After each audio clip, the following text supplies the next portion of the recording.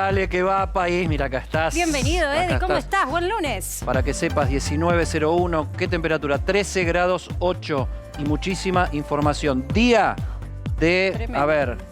Terremoto, porque estuvo finalmente la acusación del fiscal a Cristina Fernández de Kirchner y arranca la gestión Rubinstein en el Ministerio de Economía. Vamos a estar desarrollando ambas noticias. Hay que decir que Luciani le metió un tono dramático que parecía una telenovela. No se podía dejar de observar. Vamos a estar repasando legalmente hacia dónde apunta Luciani y también el gran debut de Rubinstein con acento en la Casa Rosada. Vamos a trabajar con Marcelo Padovani, que está allí. El primer día del viceministro en funciones.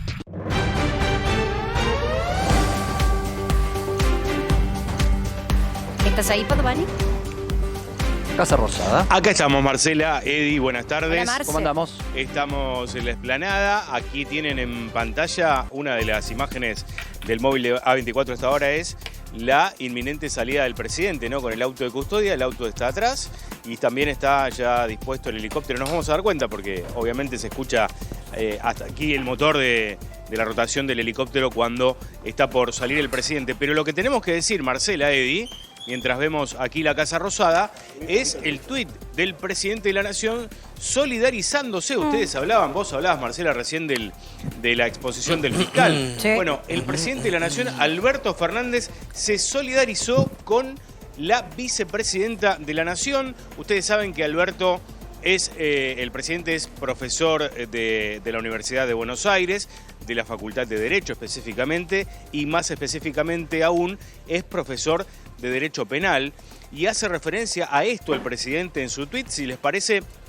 podemos leer algún párrafo. Dice Alberto Fernández: Claro que sí. Hoy es un día muy ingrato para alguien que, como yo, se ha criado en la familia de un juez, se ha educado en el mundo del derecho y enseña Derecho Penal hace más de 3 décadas. Vuelvo a transmitir mi más profundo afecto y solidaridad a la vicepresidenta y @ACFK Argentina. Hay un comunicado, Marcela Edi, además, de la Presidencia de la Nación. Lo estamos, ¿no? poniendo en este situación. momento, mientras te escuchamos, acompañamos con imagen la expresión en redes sociales del presidente. La verdad que es una forma de difundir públicamente su opinión. En la Rosada fue donde se decidió esta comunicación oficial, defendiendo en definitiva a la vicepresidenta, uniendo fuerzas con la vicepresidenta, pero también poniendo la crítica fuerte sobre la justicia. Sí, esto fue hace un rato, Marcela. Vos fijate además, si ustedes repasan, si lo podemos ir haciendo, repasan los aliados del Frente de Todos y por supuesto los ministros, ¿no? Acá estoy leyendo ahora el tuit de Sergio Massa, mientras seguimos viendo la Casa Rosada. Dice: es absurdo plantear que el jefe de la administración es responsable por cada uno de sus dependientes. Cambia el derecho penal y el encuadre del principio de responsabilidad. Dice Sergio Massa que también, de alguna manera está en contra de esta exposición del fiscal Luciani. Y también, ¿sabés quién acaba de tuitear? Si mal no vi, Juan Grabois, dice que esto es directamente una amenaza mafiosa. ¿Por qué? Y lo explica de la siguiente manera. Dice: le piden 12 años, 1 por cada año de gobierno. Eso es lo que acaba de decir Juan Grabois, rechazando también el pedido ahí al gobierno de prisión Néstor de Kirchner, Cristina. ¿no? Están sumando ahí también al gobierno de Néstor Kirchner, por supuesto.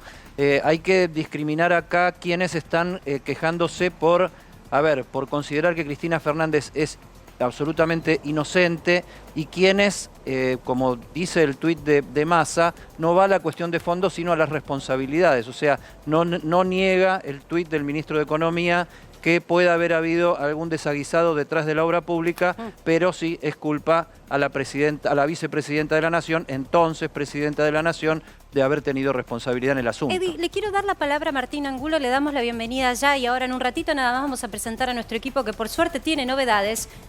Pero Martín, sí, concretamente como para darle cierre a esta primera parte de este tema que fue uno de los temas del día. Ahora se espera que la vicepresidenta también tenga una última palabra importante. Sí, no mañana, porque la novedad de último momento es que el tribunal rechazó el pedido de la defensa de Cristina Kirchner para que la vicepresidenta declare mañana. El tribunal le dijo que va a tener esa posibilidad en sus alegatos y en las últimas palabras antes del veredicto, que como venimos contando, la expectativa es que sea antes de fin de año. Pero hoy terminaron los alegatos de la Fiscalía con los pedidos de pena que hizo en una jornada muy larga, y a partir del 5 de septiembre comienza el momento de las defensas. Ahora, cada una de las 13 defensas del juicio va a poder contestarle al fiscal la acusación que hizo a lo largo de este mes. ¿Y en qué orden están? La de Cristina Kirchner va a ser la sexta defensa. Primero va a comenzar la de un exfuncionario de Vialidad de Santa Cruz, que se llama Héctor Garro, para quien hoy la Fiscalía también pidió condena, y la sexta defensa en alegar va a ser la de Cristina Kirchner. Concretamente, los pedidos de condena, ¿cuáles son, Martín?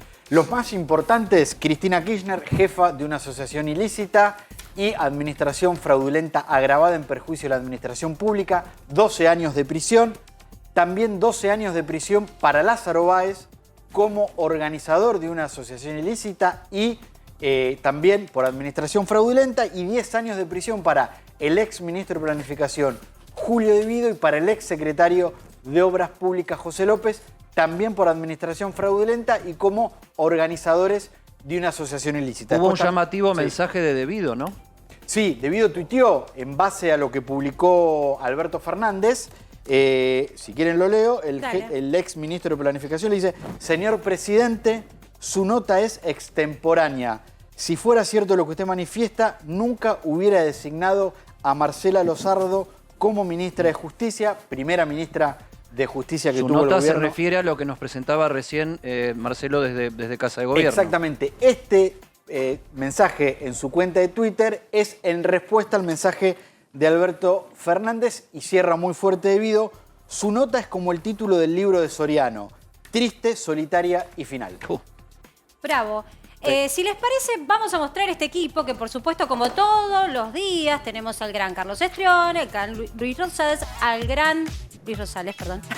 gran Martín Angulo. Pero hoy se suma una mujer porque tenía demasiado aroma vestuario este equipo, chicos. Así que gracias al cielo que ha escuchado mis rezos. Malena de los Ríos, señores y señoras, la ven todos los días. El susto que me diste cuando hablaste. No. A perfume de hombre, viste, de madera. Está bien. No, entendí. Al final entendí que vestuario venía por ahí. Bienvenida. Malena, querida, muchas gracias, muy contenta. Nos presta un ratito Antonio Laje, el señor Antonio Laje, que la tiene todas las mañanas, y es un placer ver ese equipo en vivo. Bueno, la tenemos también ahora sumándose a este equipo por la tarde-noche. ¿Cómo estás? Bueno, muy contenta, y además justo el debut con el tema del momento Vialidad, así que, bueno, para empezar con todo, ¿no? Chiflana, ¿de qué vas a hablar hoy? A ver, tiranos una ventita. Bueno, vamos a hablar cómo se está manejando Estados Unidos con respecto a la inflación, es decir, claro, nosotros estamos acostumbrados al pago en cuotas, pero para Estados Unidos es toda una novedad, y además no es de la manera en que nosotros la conocemos, sino que es distinto y está trayendo distintas dificultades en los jóvenes. Paro de colectivos, tema clave porque la gente quiere a la mañana levantarse. Me gusta cuando arrancamos los lunes con buena noticia, chicos. No, sí, empezamos con todo. Sí. Y el paro de colectivos continúa. Hasta ahora lo que se sabe es que el conflicto con el gobierno sigue en base al pedido de los subsidios, y lo que se va a hacer es extenderse esta medida con la reducción del servicio hasta un 30%. Que no se queden atrás, muchachos. Temas Carlos Estrione. ¿Con qué vamos a ir hoy? Caso García Belsunce. Vamos a hacer un repaso, pero también vamos a conocer algunos textuales increíbles verdaderamente. Uno, de adelanto: mi hermano mató a tu hermana. Después se los cuento bien quién se lo dijo a quién. Lo retítulo. ¿Sigue Luis Rosales. Instagram la novela ahí? Sigue, ¿no? Perdón, y sigue por Instagram la novela de Nicolás Pachelo. Yo ya estoy fanatizada de ver que alguien ya por Ah, redes claro, sociales porque vos es que no lo vi, pero está haciendo el capítulo diario. Abrió un su propia Instagram novela. para contar, dijo él, su versión de el caso y su versión sobre todo del juicio. ¿Y qué hicieron los jueces? Le requisaron el celular. Ahora sí, el gran Rosales. Hoy tenemos, bueno, voy a contar los frentes de batalla de este mundo lamentable, ¿no? Ucrania-Rusia, las batallas, la guerra se traslada al interior de la propia Rusia, parece, atentados, etcétera. Pero además les voy a contar algo de las antípodas nuestras, del Japón. Están tratando de que la juventud tome más alcohol. ¿Quién está tratando? El gobierno. El gobierno dice que tomen el... Después te voy a contar, porque si no te hago Tiene el final. aroma Habemos caja, hagamos caja. Pues No, está todo bien, Tiene pero arma es la eso. primera vez que escucho que un gobierno llama a escabianting. ¿Cómo se Tiene- dice en japonés? Se llama Saque, la campaña. saque. Saque. La campaña se llama Saque Viva, en español. Claro. Asocian el español Tantos chistes se me ocurren. con la fiesta. Censuro a los paganos estamos recién censúralos. arrancando. Por favor, que es lunes, estamos calentando. Saque Viva. ¿Te Bueno. parece si hablamos de empleo? Sí, ¿por qué no? ¿Por qué no? Porque, qué sé yo, como acá no nos invitan a tomar nada, vamos a hablar de trabajo. Claro que sí, está Matías Guini aquí. Hola Matías, ¿cómo estás? Bueno, sos un especialista en todo lo que es el entramado del empleo en Argentina, que es un país de por sí donde ya naturalizamos que 1 de cada 3 empleos es informal. Yo lo escuchaba más a la semana pasada, que se adelanta a la proyección del INDEC. El INDEC va a dar a conocer su estadística el 21 de septiembre sobre la tasa de desempleo. Él avanza y adelanta que va a ser menor la tasa de desempleo del segundo trimestre del año en rigor en relación a la primera parte del año, ¿no? Primer trimestre el 7%, segundo trimestre estaría en 6,7 según él dijo. Queremos preguntarte un poco cómo ves vos esta disminución del desempleo que proyecta el ministro de Economía y hacia dónde se va a sentir. Sí, yo creo que es correcto lo que dice él. Probablemente el próximo trimestre baje un poco. Para mí el gran punto es que la cantidad no es igual a calidad, ¿no? Porque en esa composición, si uno desgrana un poquito ese 7%, empieza a ver, por ejemplo, que la subocupación se mantiene estable en un 11-12%. Gran paréntesis, porque me parece genial cuando tenemos especialistas como vos para darle a entender a la gente algo que viste, la estadística es para unos pocos, Eddie, que no entienden. No, para. Subocupación vamos a explicar. Estás ocupado, pero no tanto. Literal, es así. Tenés capacidad para trabajar más tiempo. Y desearías hacerlo. Exactamente. Entonces, hay dos grupos que son subocupados y ocupados demandantes que podrían trabajar. Eso está en el 15% y se mantiene igual. En este cuadro que tienen ahí, por ejemplo, ves otra cosa que esto es dramático. Esto es la decadencia del mercado laboral argentino. En 10 años... Nos trajiste un material que está bueno. Vamos a mirarlo juntos. Claro. Esta es información del Ministerio de Trabajo, oficial. En 10 años el trabajo registrado creció un 16%, pero la población de 40 a 47 millones creció más o menos lo mismo. O sea que esto es crecimiento de la población. Ahora, el empleo privado en 10 años creció 56.000. Nada. Los autónomos cayeron. ¿Y qué crecen? Los monotributistas y el empleo público, 800.000 puestos de trabajo. Esto es un problema. O sea, porque... lo importante está acá que son las variables, ¿Y ¿no? sabes Son qué, Eddie? los resultados. En muchos países, esta variable autónomos, que en otros países es el independiente, el empresario pyme, el emprendedor, crece muchas veces cuando cambian las tecnologías y eso es algo bueno. Acá lo que te crece es el monotributista. No digo que esté mal, lo que estoy apuntando es que los niveles de facturación que puede un autónomo aportar a la caja del fisco es menor. Es decir, tiene menos ingresos que un monotributista. Ahora, ¿eso qué es, Matías? ¿Son trabajadores regulares que están trabajando fuera Claro. de convenio? O sea, Son no no asalariados. son emprendedores, son trabajadores, son laburantes. Podés tener a un emprendedor, pero básicamente es un no asalariado. Quiere decir que una persona a fin de mes no recibe su sueldo a través de una transferencia bancaria, digamos, como que la mayoría quisiera cobrar. Entonces, lo que te decía antes, acá hay cantidad, se recupera, pero de menor calidad. Y te agrego algo más, que acá no está, pero es un dato relevante. El salario. De 2017 a 2021, el salario promedio en Argentina perdió 20% en moneda constante. Este año, las empresas para fuera de convenio estiman un ajuste para todo el año del 68%, con una inflación de 90%. Y proyectada, sí. Bueno. 85, ponele. Conclusión, 5º año de pérdida de salario real consecutivo. Entonces, tenés más trabajo, de menor calidad y con menos poder adquisitivo.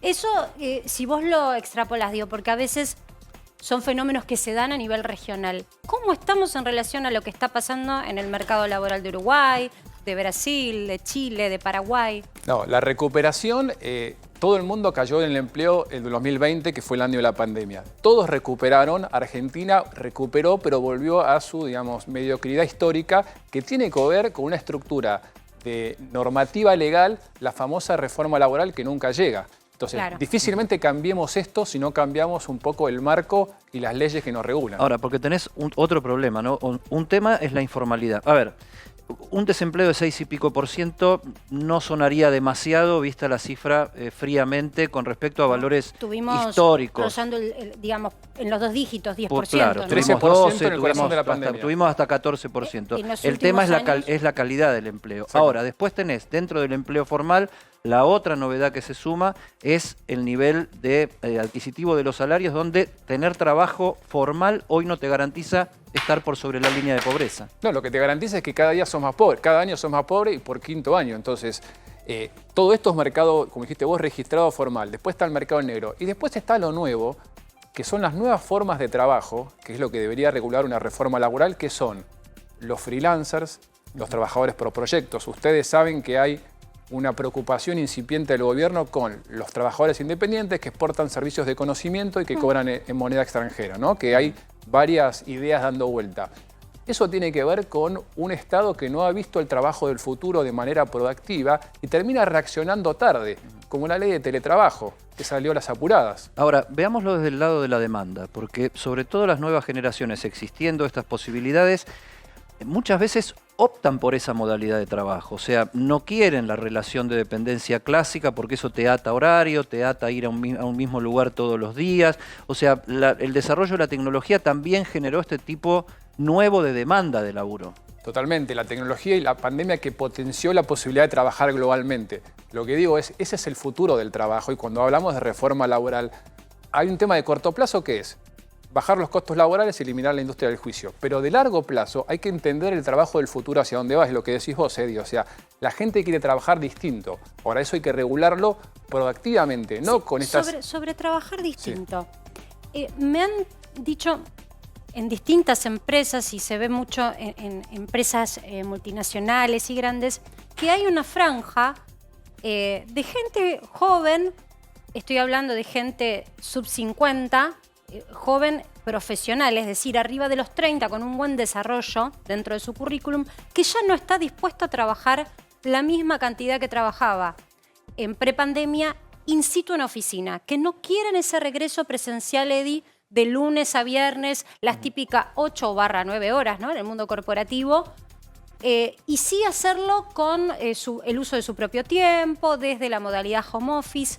¿Cuánto de eso es factible en un país como el nuestro, en donde, es cierto, el personal calificado hay que valorarlo mucho, pero falta empleo? Bueno, hay dos cosas. Hay gente que puede elegir y gente que no, porque si tu trabajo requiere presencialidad, una planta productiva, un restaurante, un hotel acá, estamos hablando del trabajo que se puede hacer remoto. A distancia. Ese trabajo, hoy el 88% trabaja de manera híbrida. Es decir, parte en el hogar, parte en la oficina. Un poco y un poco. Sí, cuando le preguntás qué implica híbrido, el 67% son 2 o 3 días.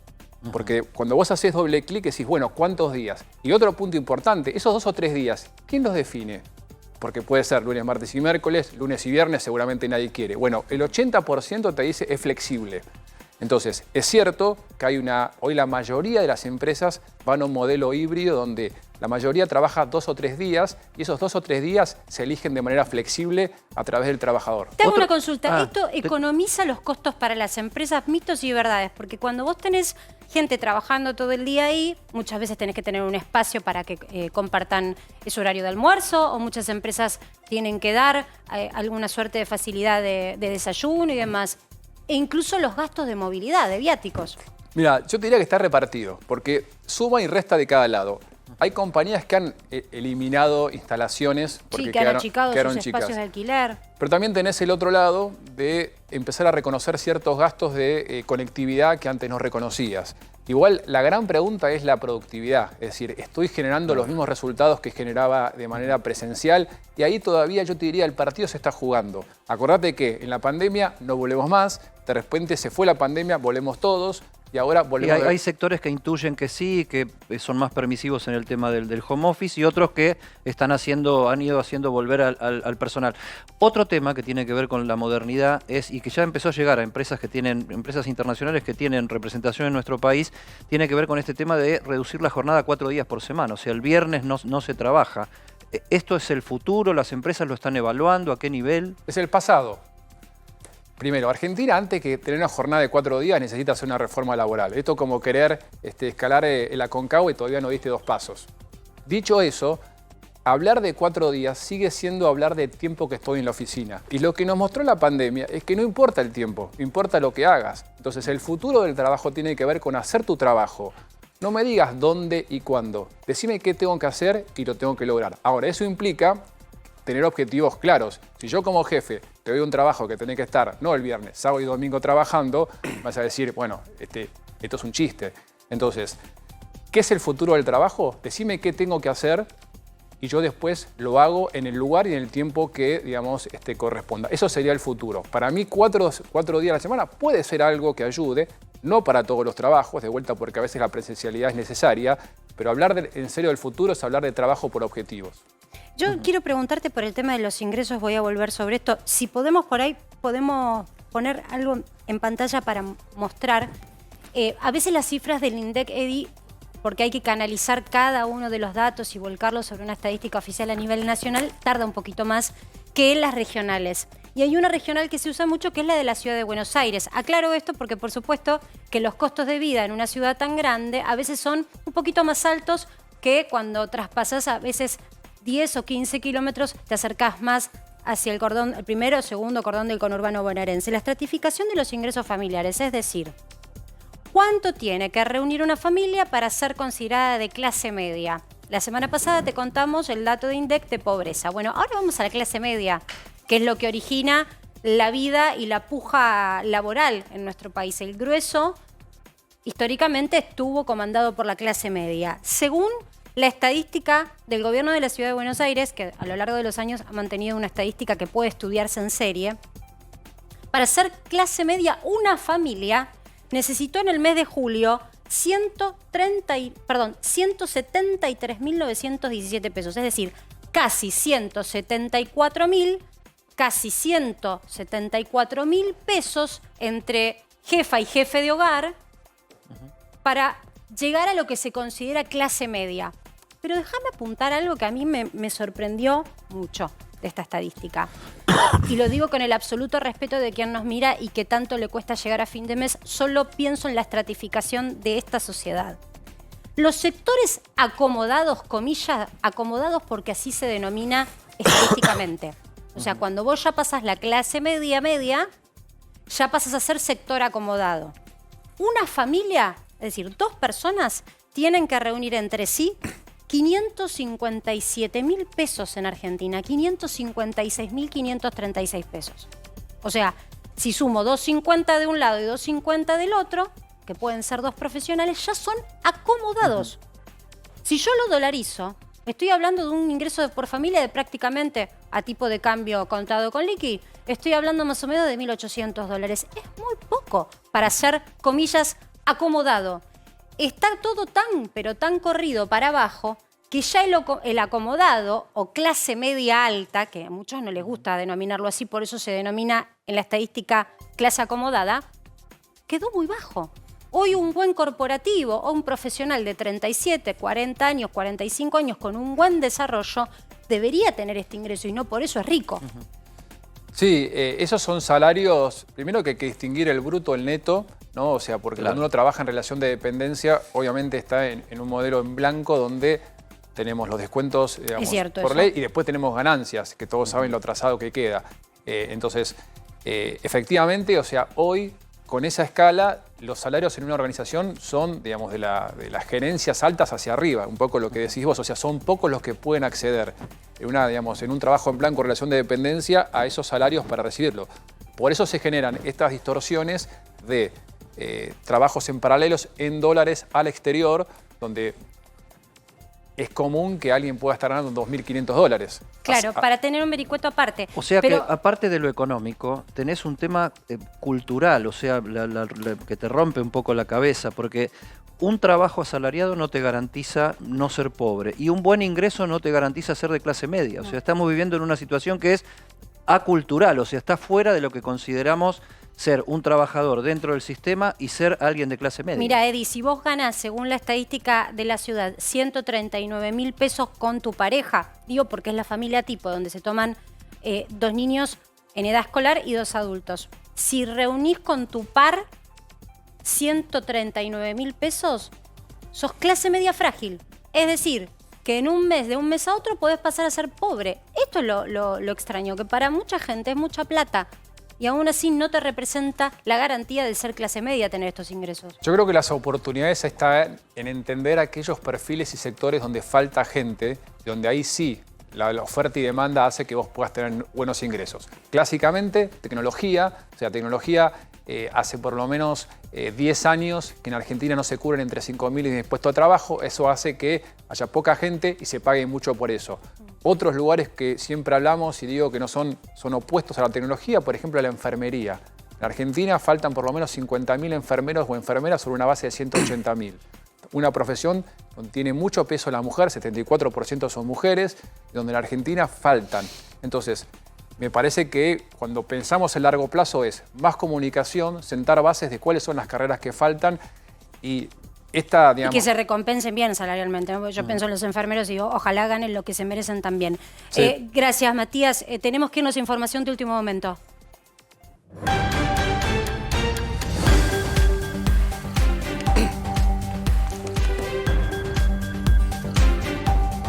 Tuiteó Último la momento entonces, vicepresidenta. lo decimos a dúo con Marcela Pagano. Vamos a dúo, Es que porque combinamos. tuiteó Cristina Fernández de Kirchner. Tuiteó, sí, vamos a leer el tuit. Si algo faltaba para confirmar que no estoy ante un tribunal de la Constitución, sino ante un pelotón de fusilamiento mediático judicial, es impedirme el ejercicio del derecho de defensa ante cuestiones. Sigue el hilo de Sí. Cristina Fernández de Ante Kirchner. cuestiones Lo estamos leyendo en vivo. Que nunca figuraron en el acto de acusación del fiscal al que asistí durante 5 días de 2019. Por ello, mañana a las 11 horas a través de mis redes voy a demostrar justamente por qué me están prohibiendo hablar en el juicio después del obsceno guión que montaron los fiscales. Esto en alusión a lo que le preguntábamos al comienzo del programa, Eddie, a Martín Angulo, había un pedido de palabra de la vicepresidenta de la Nación, se negó que sea mañana, entra dentro del listado de última palabra que siempre tienen aquellos que son acusados formalmente en un juicio, pero en ese listado está sexta. Exacto. Y con esto Cristina Kirchner reemplaza lo que iba su pedido para hablar en el juicio, Declara ahora va a igual. hablar a través de sus redes sociales. Obviamente eso no va a tener, lo que diga mañana no va a tener valor en el juicio, lo va a poder hacer su defensa cuando sean sus alegatos.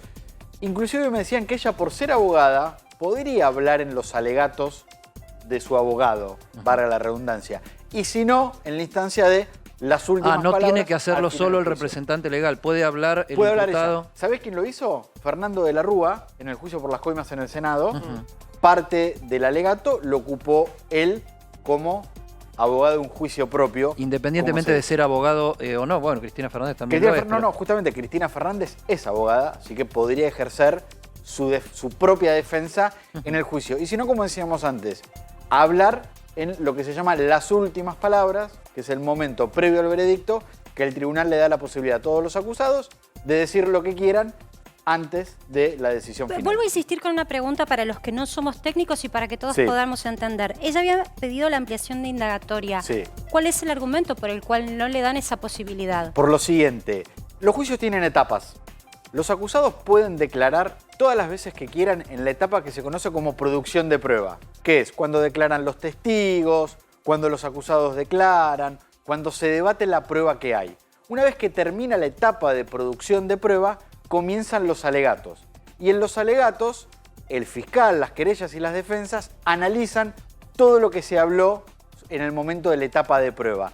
Se entiende que una vez que comenzaron los alegatos, ya no pueden declarar más testigos, no se puede analizar más prueba y no pueden volver O sea, a es una cuestión de declarar. tiempos. Y te hago Y una el pregunta acusado- para volver a Una insistir cuestión de- sobre los que no pero, Marce, entendemos. no solo de tiempos, de etapas del juicio. Está bien, pero suele suceder que se le niegue la posibilidad. ¿Es común que ante un pedido se niegue? Mirá, ¿sabés qué me decían hoy muchos jueces? No es común que los acusados en esta etapa pidan declarar.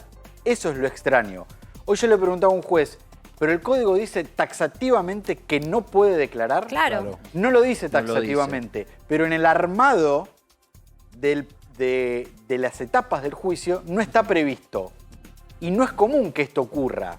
De hecho, de los juicios que yo cubrí, de los más importantes, inclusive juicios de corrupción, nunca ha pasado que en el momento de los alegatos un acusado pida declarar, porque tuvo la posibilidad durante todo el juicio de declarar las veces que quiera. Carlos, Cristina ¿qué Kirchner decís? declaró, de hecho, al comienzo en el primer año del juicio. Martín, ¿no cabe la posibilidad que esto plantee algún tipo de nulidad? Muy probablemente. De hecho, el abogado de Cristina, cuando escuchó el rechazo del tribunal para que Cristina declare mañana, dijo que hacía reserva de apelar a otras instancias para que esta decisión sea revisada. Obviamente puede formar parte de la nulidad. Seguimos con el tema. Está nuestra compañera Rosario Ayerdi en comunicación para contarnos novedades sobre este tema. Rosario, ¿cómo estás?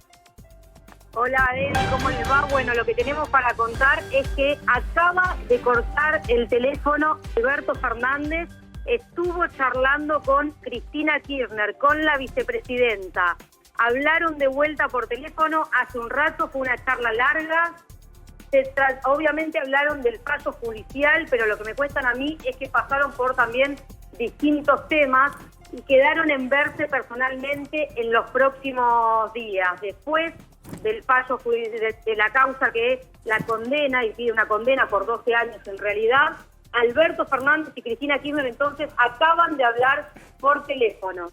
Es importante, Ro, ¿cómo estás? Buenas tardes. Cuando había sido el destrozo en el despacho del Senado, de la vicepresidenta, bueno, con lo que también la peligrosidad del caso refiere en esa manifestación contundente, bueno, tardó bastante en expedirse un ala del gobierno y había bronca con el presidente porque en rigor no salió a defenderla. En este caso fue prácticamente inmediato. Mientras hablaba Luciani, enseguida se conoció qué opinaba Alberto Fernández al respecto.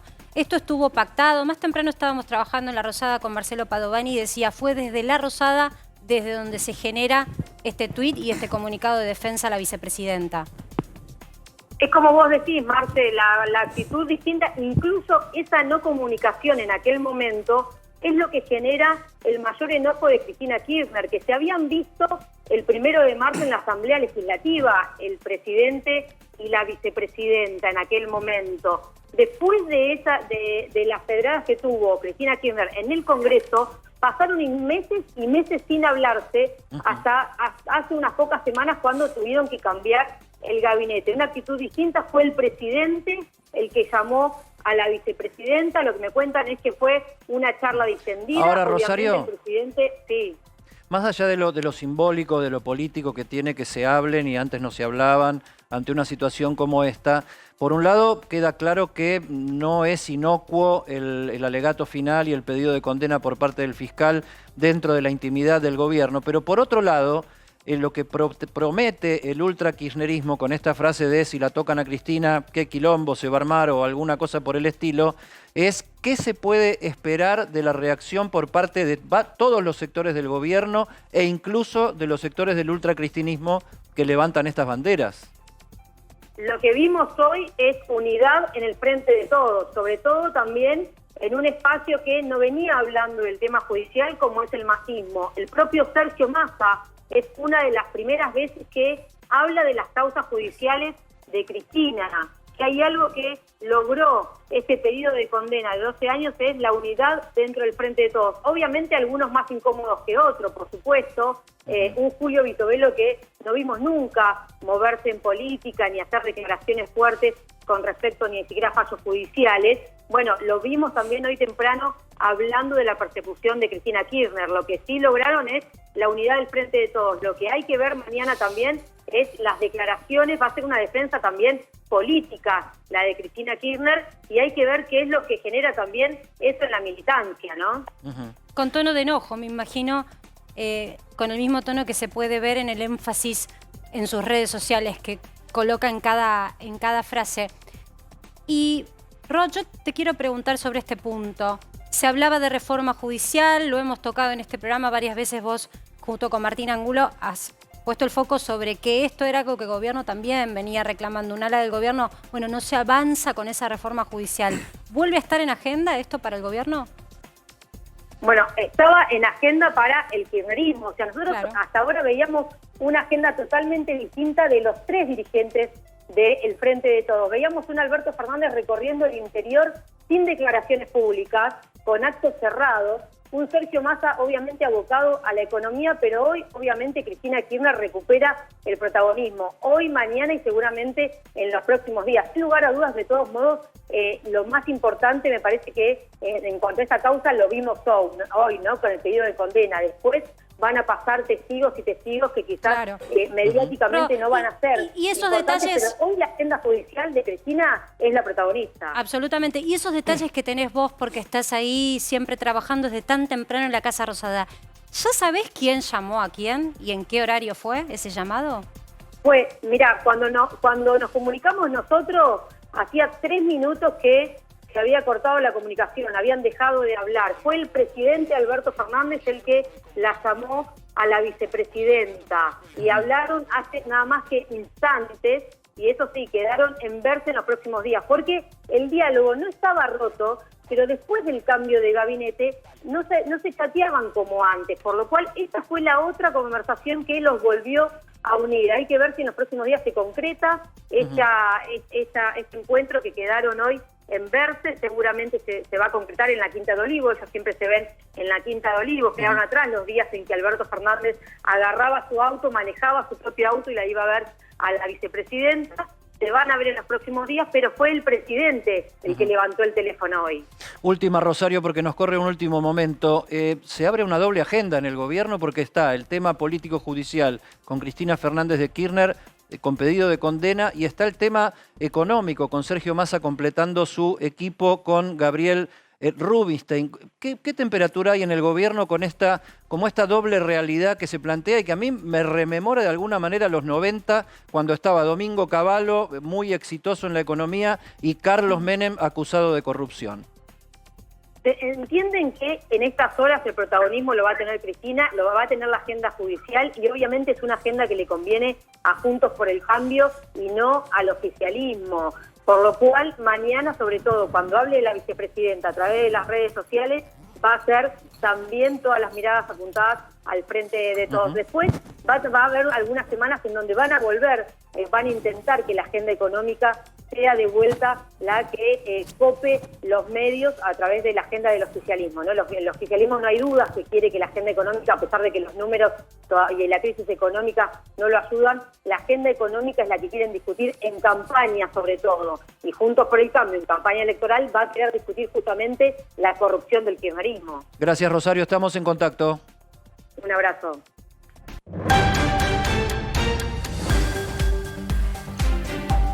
Nos tenemos que poner y en Atlanta, serios. en Estados Unidos, hoy estamos a dúo, Sí. Hoy estamos a dúo con la sí. Pagano. Te extrañé el fin de semana. Sí, ¿Se nota? tenemos que cantar. Yo te hago el bajo. Mirá, me corto. Y vos haces la soprano. No, pero la noticia es dramática. Viene de Estados Unidos, está Adrián Saque en Atlanta porque hubo un tiroteo. Adrián, contanos de qué se trata, ¿cómo te va? ¿Qué tal? Muy buenas tardes, Marcela, Eddie y todos ahí. Lo que les puedo decir es que, bueno, es una noticia tremenda porque sería el tiroteo masivo número 340, de acuerdo a los registros que llevan distintas organizaciones, haciendo un promedio sería 340. ¿A cuál se considera tiroteo masivo? Aquel en el que hay un tirador y por lo menos 3 víctimas, 3 personas heridas. Bueno, acá tenemos que hablar de un caso diferente, en Atlanta. En este lugar donde me encuentro ahora, ¿ves? Aún hay 2 patrulleros aquí con sus luces encendidas. Recién toda esta calle estaba llena de efectivos del SWAT, de las Fuerzas Especiales de Operación aquí, que se especializan en la investigación y en el bloqueo justamente de la zona de crímenes. También había un móvil del FBI hace un rato nada más. Esto sucedió hace apenas 4 horas, que se reportó que hubo una mujer tiradora que mató a 2 personas y dejó mal herida a otra que se encuentra luchando por su vida en un hospital muy cercano a este lugar. Ahora, Adrián, bueno, lo que se sabe ahora... ¿Hay algún antecedente de tiradora en estos espectáculos a los que nos tienen acostumbrados en Estados Unidos? Pero una tiradora yo particularmente no tengo memoria. Sí, hubo una mujer que disparó en las oficinas de Google, si mal no recuerdo, en California. y hubo otra tiradora más en una fiesta de egresados, que hubo muchos tiroteos en fiestas de egresados en junio, uno de ellos fue una tiradora, pero en este caso tiene un perfil, mira, más que quedarnos acá vamos a recorrer un poco la zona. Dale, Adri. Para que los pueda ilustrar mejor. Vamos de tu mano. Esta es la parte de enfrente de donde hace apenas unas horas nada más esta mujer que ya fue nombrada, no de manera oficial, pero sí aparece en algunos medios, y fue detenida. Se llama Raisa Kegne.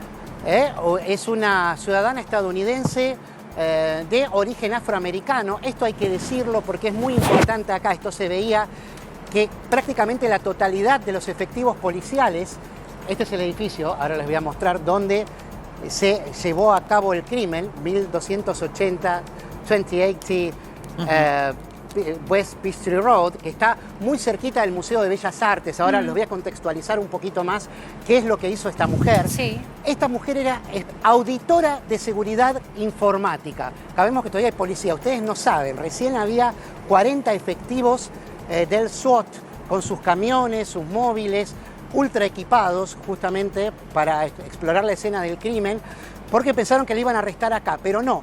La mujer, la tiradora, hizo el recorrido que estoy haciendo en este momento. Adri, y mientras por eso te la pudieron seguimos, encontrar. Está lleno de cámaras. mientras Sí. te seguimos, viste que le dimos la bienvenida hoy a Malena, nuestra compañera de la mañana que se está sumando a la tarde, te quiere hacer una pregunta. Debuta con vos. Adri, ¿cómo estás? Bueno, te quería preguntar con respecto a los antecedentes. ¿Qué tal, Porque Malena? viste que venimos conociendo Sí. este tema de los tiroteos, que los televisan o por lo menos lo hacen a través de streaming, o se conoce algo, un antecedente con respecto a la persona. ¿Qué se sabe de esta mujer? Bueno, de esta mujer hasta ahora lo que se sabe es que tenía un trabajo altamente especializado, es auditora de seguridad informática y presuntamente las primeras hipótesis que hay, que aparecieron, es que a las personas a las que les disparó las conocía y eran ex compañeros de la empresa en la que ella antes trabajaba. ¿Por qué les estoy mostrando la calle? Ahora les explico. Porque esta mujer hizo este recorrido. Bueno, ¿qué hizo? Cuando terminó de dispararles a estas tres personas, matando a dos y dejando a una gravemente herida, simplemente tomó una valija y se fue hacia la estación, estoy tratando de cruzar por eso, a la estación del metro de acá, sí.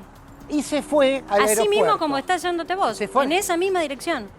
Exactamente, exactamente. Fue por acá y la fueron captando las distintas cámaras de seguridad que hay a lo largo del recorrido. Recién en el edificio conté 4 mientras hablaba con ustedes.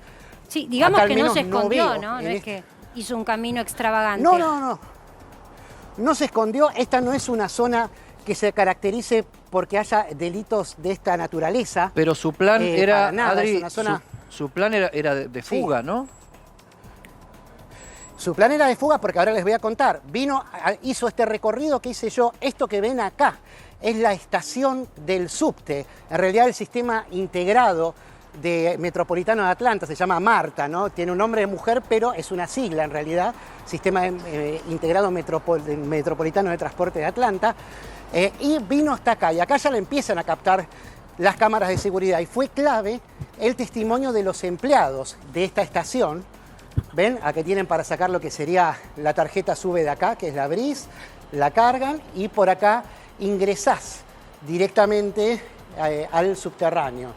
Y bueno, aquí la captaron las numerosas cámaras de seguridad que hay. Acá, por ejemplo, tenemos una, pero por todos lados. Y la detuvieron en el aeropuerto, porque este tren va directamente al aeropuerto también, ¿no? Se iba a ir, se iba a escapar. Pero dicen que actuaba con muchísima tranquilidad, justamente. Era un crimen premeditado, esas son las primeras conclusiones. Con lo cual no es que iba demasiado nerviosa o agitada o tratando de evitar para nada. lo que ya sabemos que hay en Estados Unidos, que es una cámara prácticamente de seguridad por cuadra. Claro, exactamente. Y lo que sucedió justamente fue eso, que Pero ¿se sabe les costó algo de esta más mujer en encontrarla porque términos estaba muy tranquila. De su vida personal, si tal vez es una mujer que tenía algún tipo de medicación, de no estar en sus cabales, de tener alguna enfermedad mental? Vos pensás, Marce, que es tan fresquito todo esto que lo que se Claro, sabe, la acaba de prensa está suceder. desesperada por tener detalles, ya que la policía lo único que emitió fue un comunicado, pero no hizo justamente ningún tipo de conferencia de prensa todavía. Estamos esperando a ver si tenemos mayores novedades sobre esta mujer y sobre este crimen que llama mucho la atención por sus características, ¿no? Porque sea un asesinato, digamos, calculado, pensado y además múltiple, ¿no? Y además, después de esto, y lo que están investigando, es que a apenas 15 cuadras de acá hubo un asesinato que también era de un ex empleado de esta firma para la que trabajaba esta mujer, como le llaman acá, sospechosa, ¿no? Que ya fue detenida, Reisa Nek, o es un apellido africano, complicado de pronunciar. Y bueno, quieren ver si hay alguna conexión entre ese crimen y si hubo otra persona, pero pues sucedió 1 hora y media después ese otro asesinato. Así que justamente lo que estamos tratando de ver ahora es si hay alguna conexión, si hubo algún complot, que es otra de las teorías que hay, ¿no? Para matar a esta gente. Lo cierto es que seguimos sumando aquí todos los días. Ya prácticamente hay más de uno por día, prácticamente no, hay más de un asesinato múltiple o tiroteo por día, y este tiene la particularidad de que se trataba de una mujer. Acá en Atlanta, por lo menos, y la zona cercana, es realmente la primera vez que es una tiradora, ¿no? Dale, Adrián, en cuanto haya novedades nos amplías este tema que está conmoviendo a Atlanta y a los Estados Unidos en este momento. Gracias.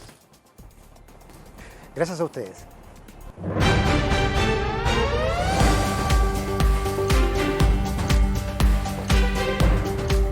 Y vamos al encuentro de Roberto Maidana, que está trabajando en Constitución en la antesala de lo que nos decía Malena, y la semana pasada, Eddie, lo hemos tratado, que es la disposición de las empresas, que si no hay una llegada de la caja que está prevista en determinado momento del mes y que no llega para cubrir el subsidio al boleto, entonces se viene el paro. ¿De cuánto? Bueno, hasta ahora había sido una medida para la parte nocturna, a partir de las 10 de la noche hasta las 5 de la mañana. Ahora, Roberto, ¿la gente está en conocimiento de esta medida? ¿Saben que están ahí esperando y que puede ser que en un ratito no haya más transporte en esta zona?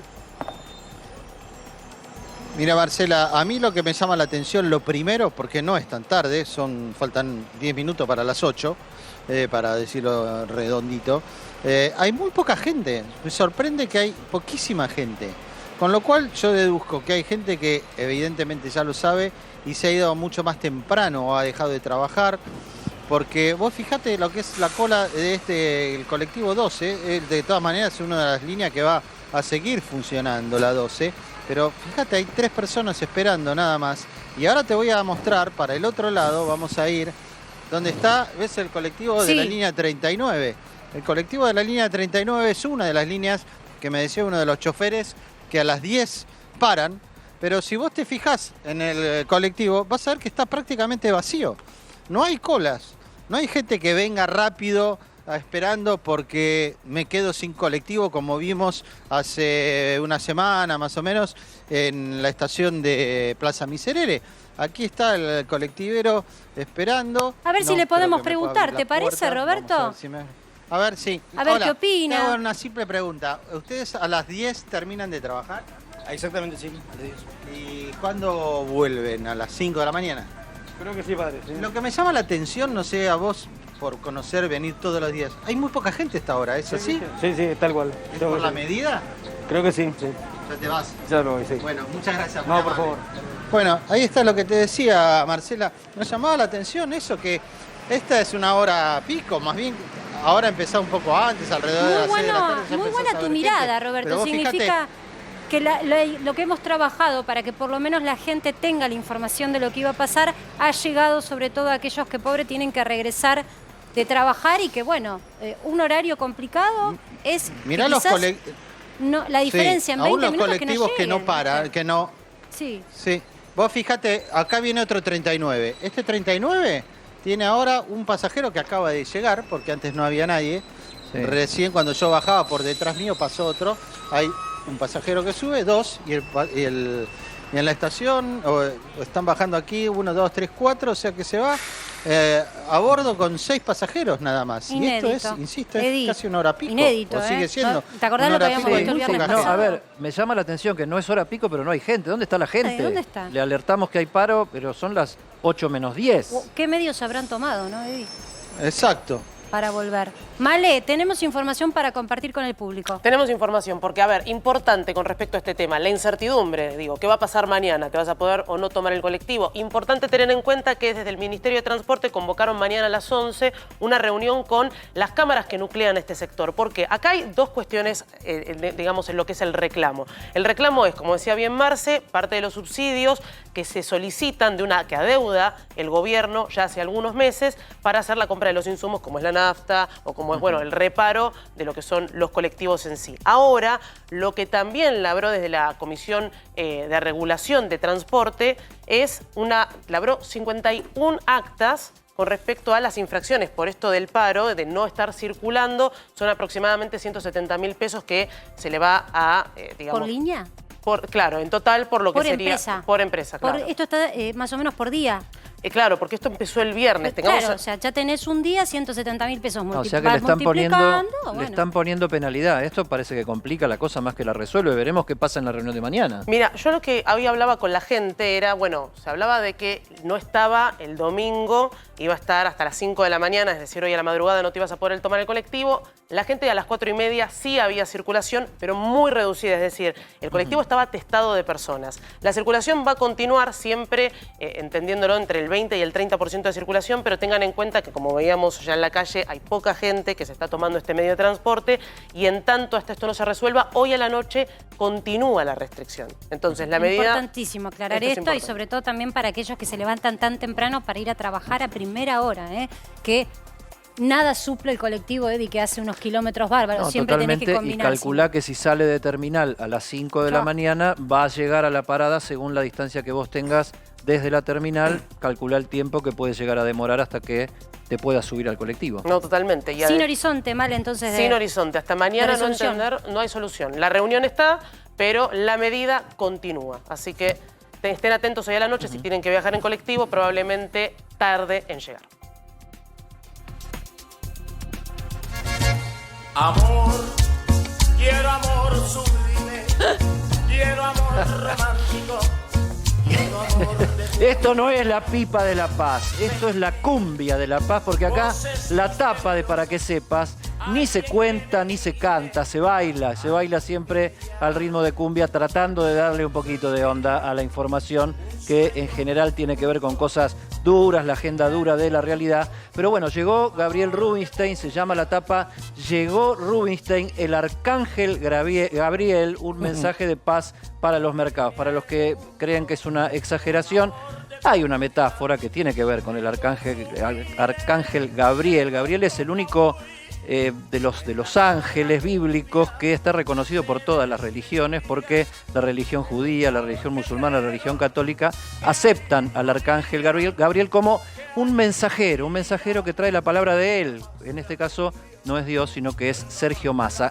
Cayó bien la designación de Gabriel Rubinstein en los mercados, hoy recorriendo un poco las opiniones de consultores importantes de primera línea. ¿Qué decían? Bueno, a ver, Gabriel Rubinstein es alguien del palo, dicen, es alguien del mundo de las finanzas, es alguien con experiencia incluso de gestión de gobierno, porque integró distintos equipos de distintos gobiernos, la última vez como representante de Roberto Lavagna en el Banco Central de la República Argentina, cuando Lavagna fue ministro de Economía. Otra cuestión, porque la designación de Rubinstein quiere decir, según los operadores más ortodoxos del mercado, que Cristina Fernández de Kirchner se retira un poco, tal vez entretenida por el tema del juicio que la tiene en la mira y que hablábamos recién, pero se retira de la opinión en el tema económico. Se sabe que de alguna manera la designación de Rubinstein es propuesta por Sergio Massa y acordada también con Roberto Lavagna y otros referentes del mundo económico, estuvo demorada un tiempo porque había habido mensajes de Rubinstein muy fuertes contra este gobierno e históricamente desde 2014 para acá muy fuertes en particular contra la propia Cristina Fernández de Kirchner. Entonces se interpreta que la designación de Rubinstein es un poco que Cristina Fernández de Kirchner se retira del centro de la escena económica, lugar que ocupó en su momento, en el momento en que salió, por ejemplo, Martín Guzmán del propio ministerio por las declaraciones que hizo Cristina Fernández de Kirchner sobre su gestión. Así que después, obviamente, Marcela Pagano nos va a ampliar cómo arranca técnicamente y cómo arranca en los números la gestión de Gabriel Rubinstein, pero desde el punto de vista político, hay como una... A ver, se calmó todo. Hay como una cuestión de decir, bueno, démosle la expectativa. Mientras, como decíamos antes, por el otro lado de la agenda, desde el punto de vista político-judicial, arde todo por el juicio a Cristina Fernández de Kirchner. Así está la situación por el momento. Marcela Pagano ahora nos va a contar cómo viene la gestión Rubinstein, que acaba de empezar, está empezando y genera esta expectativa de la que hablamos. Y porque ¿sabés qué pasa? Más que expectativa, te diría que tenemos un fuerte debut. Arrancó el ajuste, ¿eh? Sí, señores, por boletín oficial. Vamos a compartir los números del día de hoy. Mirá. Arrancó el ajuste fiscal porque hoy por boletín oficial se conoció que de aquí a fin de año lo que estaba previsto que se iba a gastar no va a ser tal. Se va a recortar de lo que estaba previsto de gasto ni más ni menos que 128.000 millones de pesos. Estamos hablando de este tramo que sigue. Es fuerte el recorte, ¿eh? Para un Estado que venía todos los meses teniendo gastos que iban creciendo. Y vamos a mirar un poco para dónde va eso. Hay un poquito más de gasto. El neto te da hacia la baja. El recorte es por ministerios. Es interesante que miremos a dónde se decide recortar. Ministerio de Desarrollo Productivo. Yo me lo apunté porque la verdad que si no me iba a olvidar. Agarro mi agenda y te digo. Pequeñas empresas, microempresas, contaban con algo que se llamaba FONDEP. Era un fondo para el desarrollo de proyectos de inversión. A la baja, muchachos, se recorta de acá 70.000 millones de pesos de la partida. Fondo Fiduciario, Programa de Crédito Argentina, de la órbita de desarrollo territorial y de hábitat, es decir, financiamiento para la vivienda, caen de acá 50.000 millones de pesos. Ministerio de Educación, polémico, muy fina y muy delgada la línea cuando llega el presupuesto y está siempre la oposición mirando con lupa a ver qué se decide en cuanto a educación. ¿Por qué digo que es polémico? Porque es un país tan desigual que achicar el programa Conectar Igualdad va a dar que hablar y de aquí es en donde se va a tomar y sobre todo también de todo lo que es infraestructura, de equipamiento y también de fortalecimiento para jardines de infantes, se tomarán 50.000 millones de pesos. Se iban a gastar, estaban ahí listos, estacionados para que el ministerio haga tic, acelere y los gaste, pues se le quita esa posibilidad de gasto, que hasta ahora no había sido una elevación que se había concretado. Damos vuelta a la página, no son los únicos que han perdido, Ministerio de Obras Públicas también tiene lo suyo. Acá tenemos que decir que va a haber un pataleo de intendentes y también de gobernadores, porque hay programas que bajo su órbita empiezan a tener menos financiamiento. Y lo conecto también con lo que es Ministerio de Transporte. Ojo, porque acá hay un achique, menos que los anteriores, pero también se reduce la posibilidad de gasto que tenían de aquí a fin de año. Y Ministerio de Salud, digo, también me parece que puede llegar a ser polémico, aunque por suerte ha bajado la tensión con el COVID, no es la única enfermedad, y todo lo que tenga que ver con una partida para prevención de enfermedades que también eran fondos que se iban traspasando a los municipios, sobre todo, se recorta, y a las provincias. Bueno, todo esto va a achicar el gasto en 210.000 pesos, pero va a haber un gastito extraordinario. Entonces, por 82.000 millones, cuando lo neteas, te da que en definitiva de acá a fin de año se va a gastar 128.000 millones de pesos menos. Es un recorte fuerte en el gasto. Déjame decirte que se va a sumar a lo que ya está proyectado por quita de subsidios. La segmentación tarifaria en luz, agua y gas ya prevé que se va a recortar el gasto si vos mirás el mismo cuadro del año pasado. Ahí tenés, según los cálculos, por lo menos 47.000 millones de pesos menos. Por quita de subsidios, no suba de tarifas, que eso también se está definiendo. Ahora, toda esta situación la ponemos en énfasis porque son los números de Rubinstein. Así arranca un ministro que a los ojos del mercado es bien visto, y a los ojos del mercado es esto lo que tenía que hacer, dicen, pactado con el Fondo Monetario. Un ministro que tardó en agarrar porque había tenido críticas muy fuertes al kirchnerismo, y también hay que decir, Emanuel Álvarez Agis parece ser que no quiso ocupar el rol que supo ocupar cuando quien comandaba no era Massa, sino el propio Axel Kicillof. Me metí en el cuadradito este que dejaba libre Sí. el cuadro.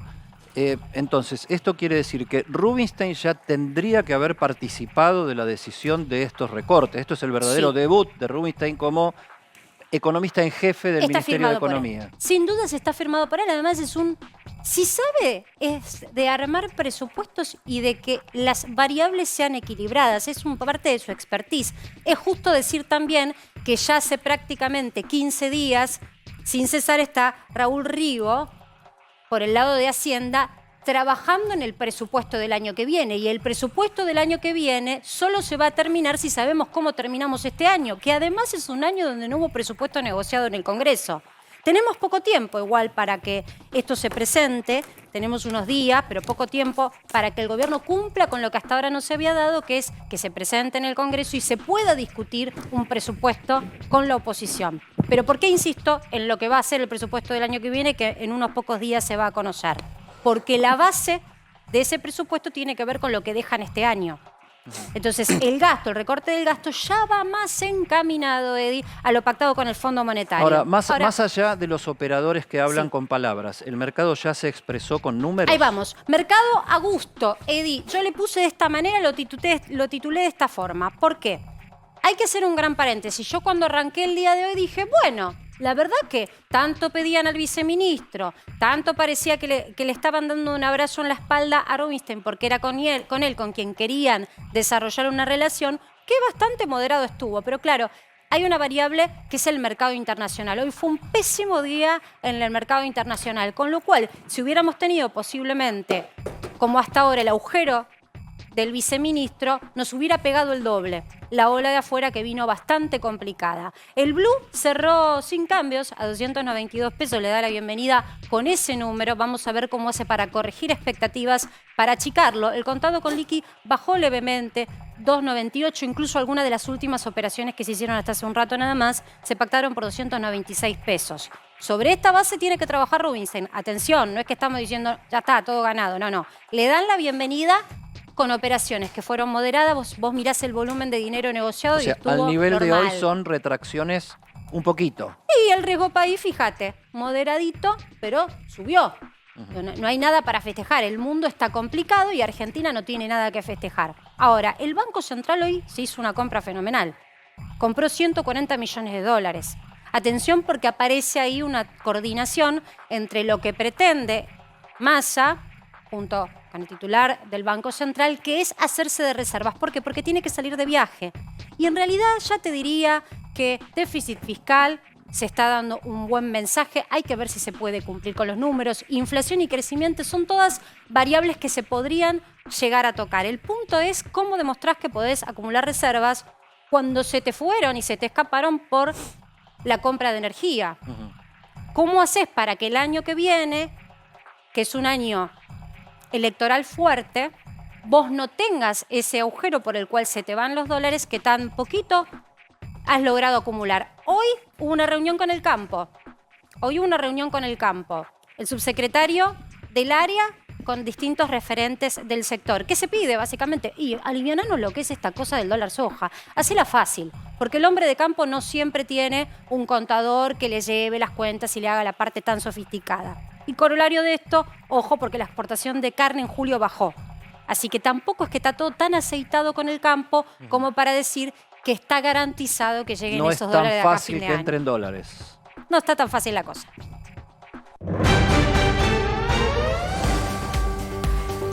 Sigue nuestro compañero Marcelo Padovani en la Casa Rosada. Marcelo, ¿qué está pasando ahí que vemos los faroles encendidos del auto? ¿Es el presidencial? Es el auto de la custodia presidencial, atrás está el del presidente Alberto Fernández. De un momento a otro, entonces, ya ha culminado, como nos contaba Rosario recién, la jornada del presidente aquí en la Casa Rosada. De un momento a otro, Eddie va a salir. Está el helicóptero que todavía no se ha puesto en marcha, pero la información que tenemos es que va directamente a la quinta presidencial de Olivos, después de, bueno, un día agitado también aquí en la Casa Rosada, Eddie. Marcela, políticamente, ¿no? Hablando después súper de la intensa. exposición de Tucán. Súper intenso el movimiento. Sí. Horas extra hoy. Claro.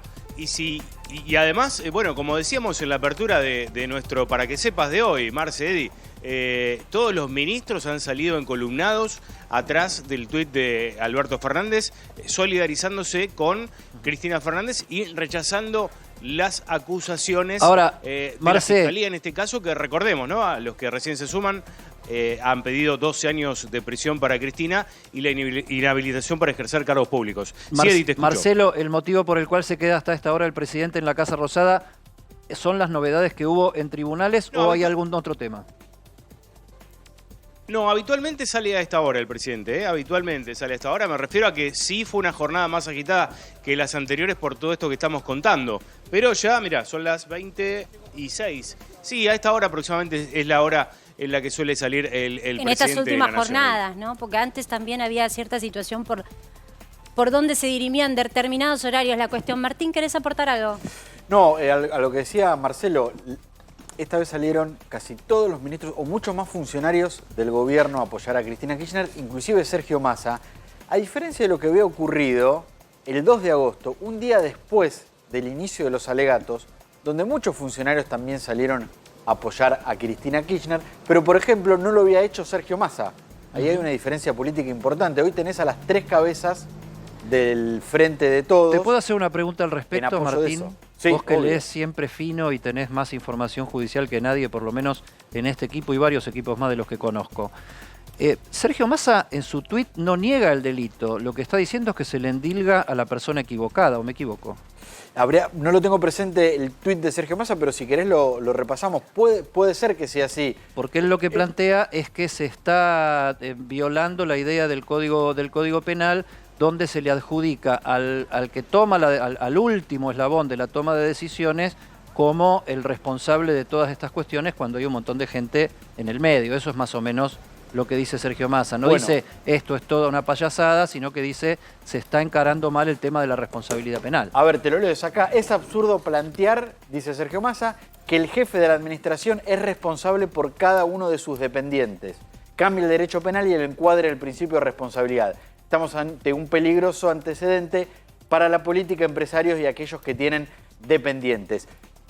El fiscal lo que plantea es que no solo fue Cristina Kirchner, sino que muchos otros funcionarios de una cadena también formaron parte de esa responsabilidad. ¿Por qué no recordamos eso? Porque es importante, de cara a un año electoral, hay ciertos nombres que hasta hoy, yo entiendo del otro lado, por ahí Martín es un juicio que se ha hablado mucho y demás, pero en las últimas horas, de la mano de Luciani, se ha escuchado un listado de exfuncionarios o actual funcionarios, gente que ocupa lugares muy importantes en la política, involucrados directamente. Sí, claro. Hoy el fiscal Luciani dijo que Cristina Kirchner, Julio De Vido, el empresario Lázaro Báez, José López y Nelson Periotti, que fue director nacional de Vialidad, conformaron ellos una asociación ilícita. Cristina Kirchner como jefa, el resto como organizadores. Alguno ha planteado que, y no sé si no fue el presidente de la Nación, Alberto Fernández, que, bueno, un gobierno no puede ser una asociación ilícita. El fiscal Luciani no planteó que un gobierno fue una asociación determinada ilícita. escala De hecho, de por funcionarios. ejemplo, Alberto Fernández y Sergio Massa formaron parte de ese gobierno en un cargo muy importante como la jefatura de gabinete y no fueron acusados. Como Capitanichi y Abal Medina también, que fueron de hecho, dejados afuera. expresamente el fiscal dijo en Ahora, el juicio, déjame que te los pregunte, jefes de gabinete acá no tienen nada que ver. Antecedentes con casos eventualmente similares, qué sé yo, tráfico de armas a Ecuador y Croacia, etcétera. Nunca se logró avanzar en la justicia federal argentina con el tema de asociaciones ilícitas en la acción de gobierno. Lo dijo el fiscal, es una figura difícil de probar. Es una figura que en la jurisprudencia o en el debate jurídico está controvertida. Lo aclaró el propio fiscal. No es fácil. En su rol de fiscal, Luciani entiende que en este caso y a su criterio como fiscal, que por ahí está bueno recordarlo, los fiscales son los representantes de la sociedad en juicio y su función es acusar. Entiende que en este caso sí la asociación ilícita está aprobada. Ahora, Martín, seguramente vamos a escuchar a las defensas decir que no y después será el tribunal el que resuelva. Hasta aquí los elementos, ¿no? ¿No va a haber más elementos o documentos por conocer de la mano de Luciani? No. Digo, porque hemos visto chats, capturas de intercambio de WhatsApp bastante importantes y te lo preguntaba cuando te lo preguntaba antes porque para mí fue un hallazgo desde el punto de vista de cómo utiliza esas capturas como elemento probatorio para incluso involucrar a Máximo, al hijo de la vicepresidenta, líder de la Cámpora, para involucrar también al actual gobernador, por ese entonces ministro de Economía, Axel Kicillof. El intercambio de un par de mensajes hacían como de prueba contundente a los ojos de Luciani. No, ya no de va a haber- mensajes que no era con ellos, ¿no? Con estos funcionarios, Bueno, o con estos referentes políticos. eso que hablas vos- En esos mensajes hablaban de ellos. Es lo que el fiscal durante su alegato llamó el plan limpiar todo. El fiscal utilizó como prueba mensajes mensajes de WhatsApp, del celular de José López, que fue secuestrado cuando fue detenido con los bolsos con 9 millones de dólares, en donde el fiscal plantea que hubo una serie de comunicaciones entre López y Cristina Kirchner, entre Cristina Kirchner y Lázaro Báez y entre otros acusados, para que al final del gobierno de Cristina Kirchner se le pague todo lo que se le debía a Lázaro Báez, a pesar de que no había terminado las obras y cuando después Lázaro Báez iba a abandonar todas las obras. Vos preguntás, ¿el fiscal va a mostrar más mensajes? No, el fiscal ya terminó su alegato en el juicio. Ya el Hay fiscal movimiento acá porque cumplió llegó su Facundo tarea. Manes, que lo vamos a entrevistar después. Déjame que te haga una pregunta que tiene que ver con las fechas. Los alegatos de las defensas 5 de empieza el septiembre. 5 de septiembre. Ahora, Casación no avisó que va a revisar el tema Los Sauces y Otesur, los sobreseimientos de Los Sauces y Otesur. ¿Con qué fecha sería eso? ¿Y es posible que incida este juicio no estando terminado en un juicio donde ya se declaró el sobreseimiento? Mira, antes de fin de año van a pasar 3 cosas colaterales a este juicio. La primera, muy posiblemente la Cámara de Casación resuelva si confirma o no la condena de 12 años de prisión que tiene Lázaro Báez por lavado de dinero. ¿Por qué eso es muy importante? Porque cuando Lázaro Báez fue condenado, dijo que parte de ese lavado de dinero venía de la obra pública que había recibido durante los gobiernos de Néstor y Cristina Kirchner. Segundo, a fines de septiembre, Cristina Kirchner va a tener la audiencia en casación por su sobreseimiento en la causa de la firma del memorándum de entendimiento con Irán. Y tercero, el 10 de noviembre es la audiencia, también en la Cámara de Casación, donde se va a revisar el sobreseimiento de Cristina Kirchner en la causa Los Sauces y Otesur. Importante, porque en este juicio el fiscal dijo que la plata que Lázaro Báez se llevaba de la obra pública le volvía a los Kirchner a través de Los Sauces y de Otesur. Por lo tanto, hay muchas causas separadas, pero que tienen mucho en común que hace a la situación judicial de Qué Cristina fin de Kirchner. año, ¿no? Porque las fechas que acabas de decir No, nos y dejan porque casi además en Navidad con el pan dulce. La expectativa, el champán, no sé la cómo. expectativa del Tribunal del Juicio por la Obra Pública es que antes de fin de año se conozca el veredicto en el caso. Es decir, antes de fin de año los jueces quieren terminar el juicio y decir si Cristina Kirchner es culpable o inocente. Y le damos la bienvenida a Facundo que Manes. sí. Le vamos a dejar una pregunta, pero para después del corte. Gracias por estar, Facundo. Sabemos No. que estuviste recorriendo el país, te venimos invitando seguido y siempre no puedo, estoy en Formosa, no puedo, estoy en Santiago del Estero, no puedo, estoy por todas partes. La pregunta es la siguiente. ¿Esta novedad judicial calma la interna en Juntos por el Cambio que se había puesto, pero lo más caliente que se vio en los últimos tiempos, o eso va a seguir? No. Después de la pausa, Facundo Manes.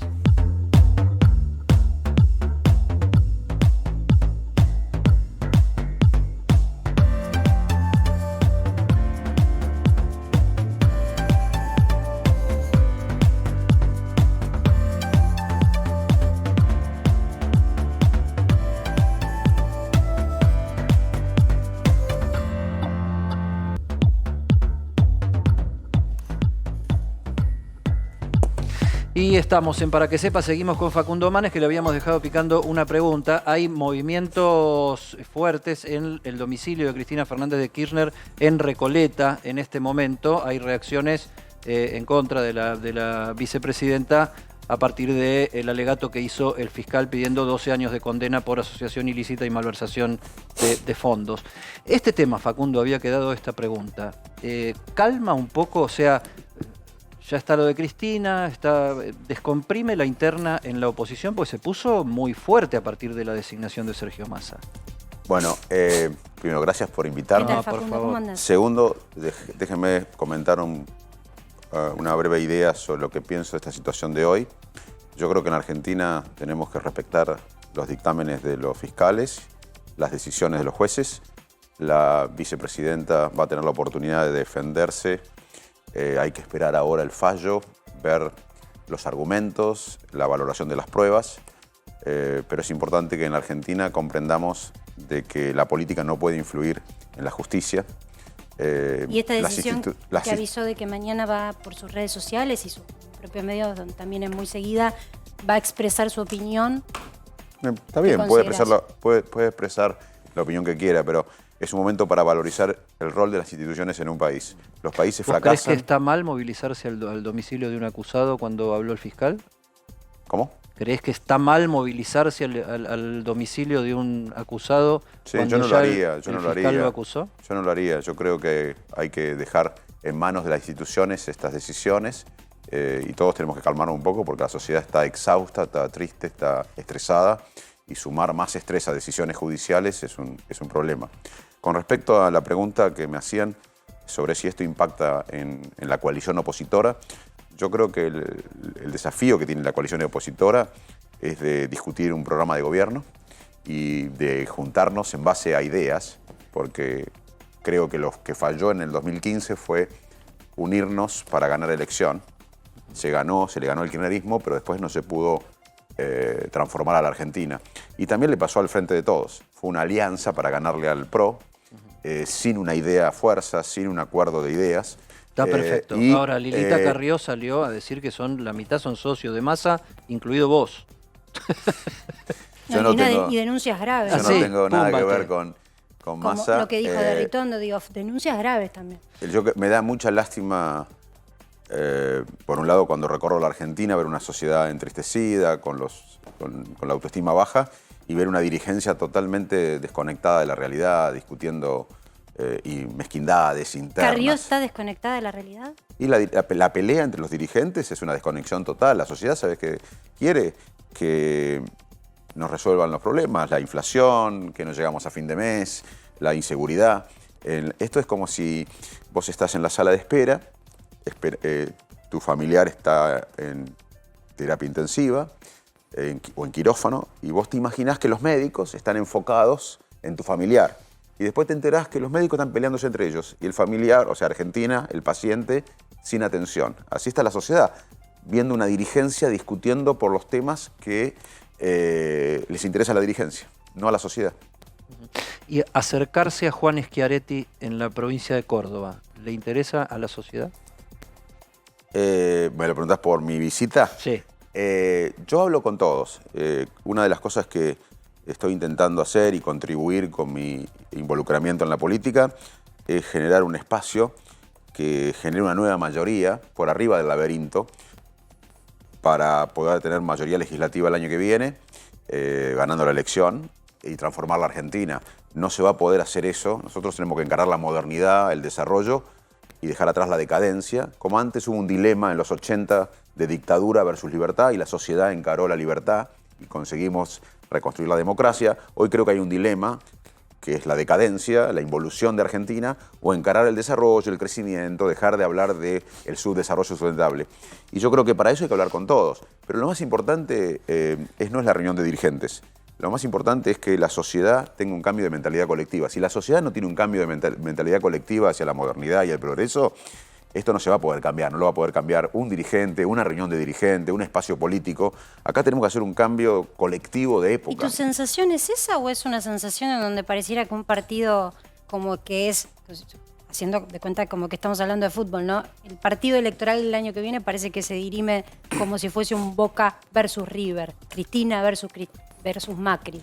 Eso es lo que tenemos que evitar, porque los dos pueden ganar una elección. Sí. Macri, hay dos espacios políticos en la Argentina. Uno liderado por Cristina Kirchner y otro liderado por Mauricio Macri, que es el PRO, que es... Si nosotros no construimos una alternativa, nosotros dentro de la coalición, yo me incluyo en la coalición opositora, pero si no ampliamos esa coalición y le ganamos la interna al PRO, si el candidato es Macri, nosotros no vamos a poder construir una nueva mayoría para transformar la Argentina. Tampoco lo va a hacer el kirchnerismo. Entonces, el kirchnerismo o Cristina o Macri quizás pueden ganar una interna o una elección, pero lo que tenemos que construir, que lo que estamos haciendo, es expandir la coalición opositora y tratar de tener candidatos que puedan convocar una nueva mayoría. Yo te pregunto de los esto extremos porque no se va a poder convocar una nueva mayoría. En algún momento se hablaba de la ancha avenida del medio que después resultó ser electoralmente para algunos no tan ancha. Es que no existe el medio. Si vos sos de Boca y yo soy de River, no hay medio. Lo que nos puede unir a vos y a mí es la selección argentina.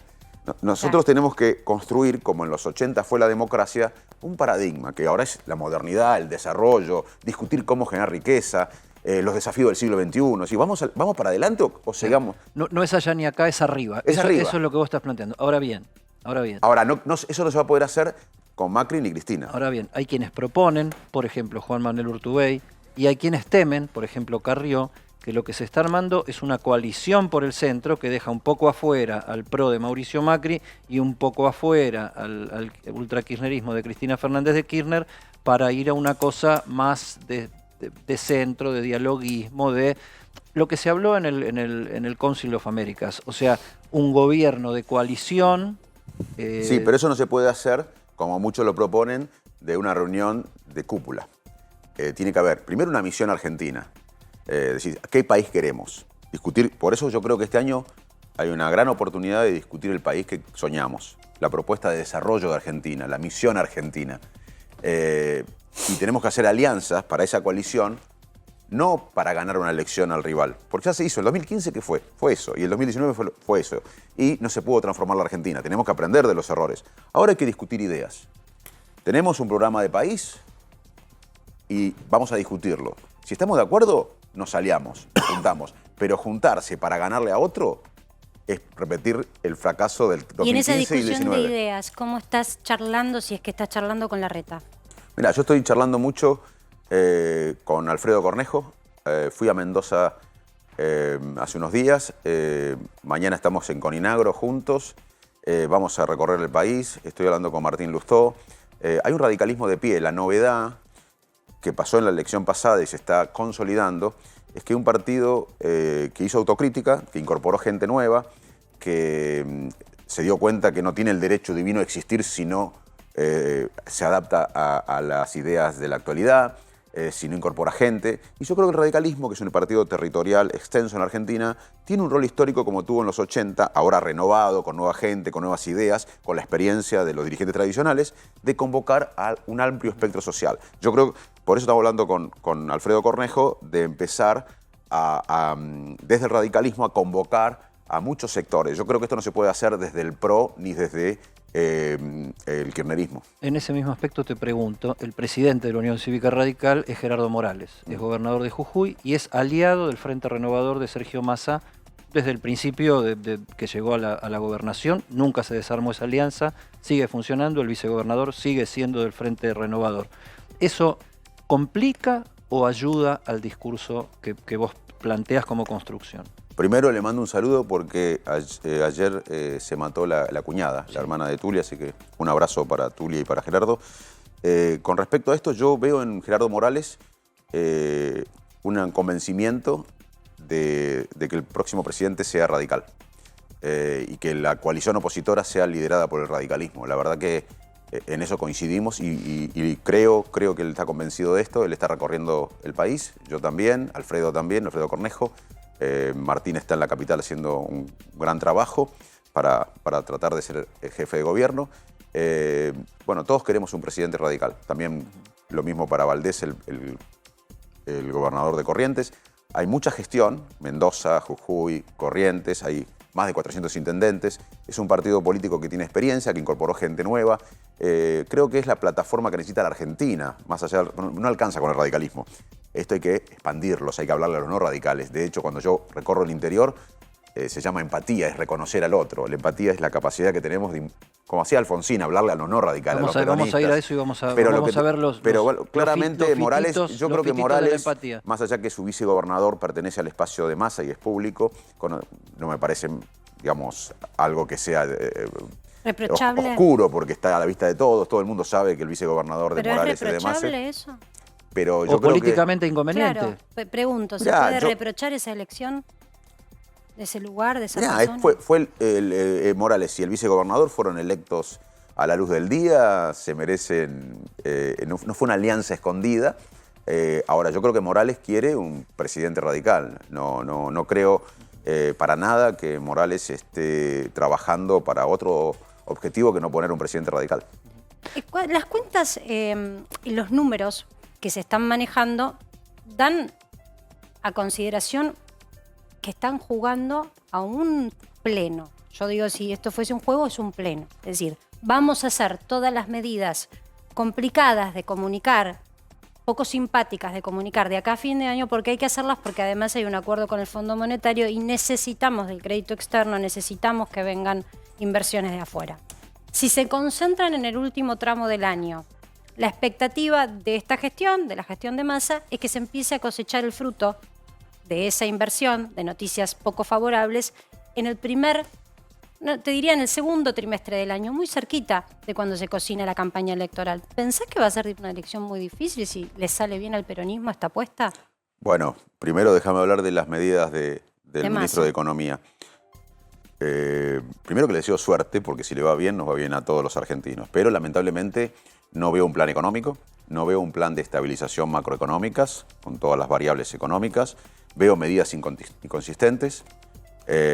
Veo que la vicepresidenta no apoyó formalmente o verbalmente, solamente con una foto y un gesto, este plan. O sea que sospecho de la consolidación del grupo político que lidera hoy la Argentina, del trío político que lidera la Argentina. Pero vos no crees que sin la veña de Cristina, Rubinstein no hubiera asumido. Sí, pero necesitamos un apoyo explícito. No podemos ¿Qué sería permitir explícito? que ella hable, que diga que está de acuerdo con las medidas. Igual las medidas me parecen inconexas, me parece que no tiene un plan económico ni un plan de estabilización macroeconómica. A vos, por ejemplo, el debut de hoy del recorte del gasto, que fue fuerte de Rubinstein por boletín oficial, ¿no te parece consistente? Yo lamentablemente creo que la Argentina no va a estar económicamente bien hasta que no haya un nuevo gobierno el año que viene. Va a ser muy difícil para Massa corregir los descalabros de tantos años de gobierno kirchnerista.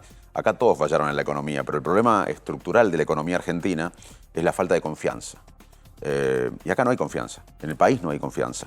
El segundo problema estructural de la economía argentina es la falta de política de Estado.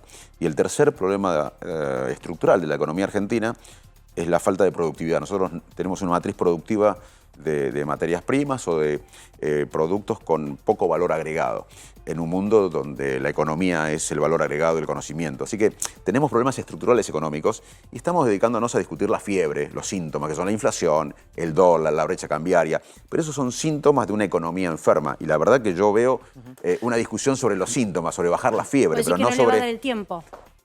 No, la verdad que este gobierno tuvo la oportunidad al comienzo, cuando tenían gran consenso social, cuando podía negociar con el fondo, pero veo que es un momento delicado, muy tarde, hacen ahora lo que no quisieron hacer durante 2 o 3 años. Veo que es un momento complicado, ojalá que le vaya bien, pero la verdad que no veo ningún signo serio como para ser optimista, lamentablemente. Yo un poco con ironía y otro poco viéndote en la actuación política, digo que vos lo que querés es ser Sarmiento en esta época.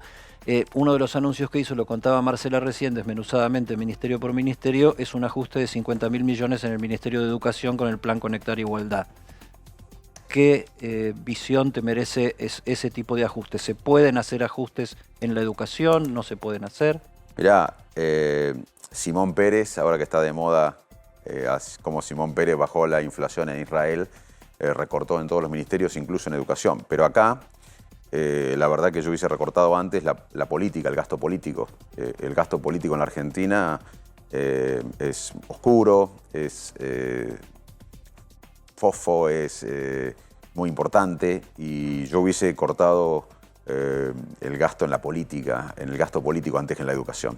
Hay ¿Vos prioridades. decís que se llegaba a ese número? Porque fueron 50.000 millones de pesos. que Nadie se sabe recortó cuánto es el por gasto presidente. político, debe ser inmenso en la No Argentina. está mensurado.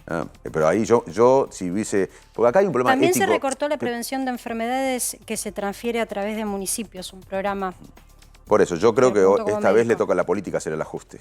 Y no lo veo. No veo que los mismos de siempre... Acá hay un problema de ética y también moral. Yo creo que acá hay un... El año que viene, vamos a preguntar hasta el año que viene. Yo sinceramente creo que el año que viene hay un cambio de ciclo, un fin de ciclo de una dirigencia que desde la democracia no nos pudo dar bienestar. Vos fíjate que hace 40 años los argentinos reconstruimos el marco democrático, pero no pudimos progresar. Yo creo que la pandemia aceleró la fractura de esa dirigencia con la sociedad que está triste, está desanimada, no cree en nada. Y yo creo que el año que viene se va a votar lo nuevo frente a lo viejo, se va a votar a favor de algo, no en contra, como las últimas 2 elecciones presidenciales. Y yo creo que va a tener mucho que ver también la ética, la moral, y en ese sentido recortar la educación y no recortar los gastos espurios de la política o los inmensos gastos políticos, habla de la prioridad del gobierno, ¿no? Vamos a los fititos del marketing Sí, de la empatía. divertidos. ¿eh? Ahí sí podemos, si la producción puede mostrarlo. Hay, a ver, con la misma cantidad de letras, que son 7, empatía tiene 7 letras, ¿no? Se podría haber escrito, cualquiera hubiera escrito Facundo.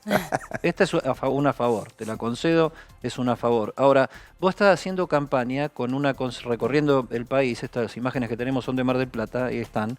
O sea, son todos esos cochecitos. Mostrémoslo el video. Ahí arranca, mira. Estamos con audio, ¿no? Sí.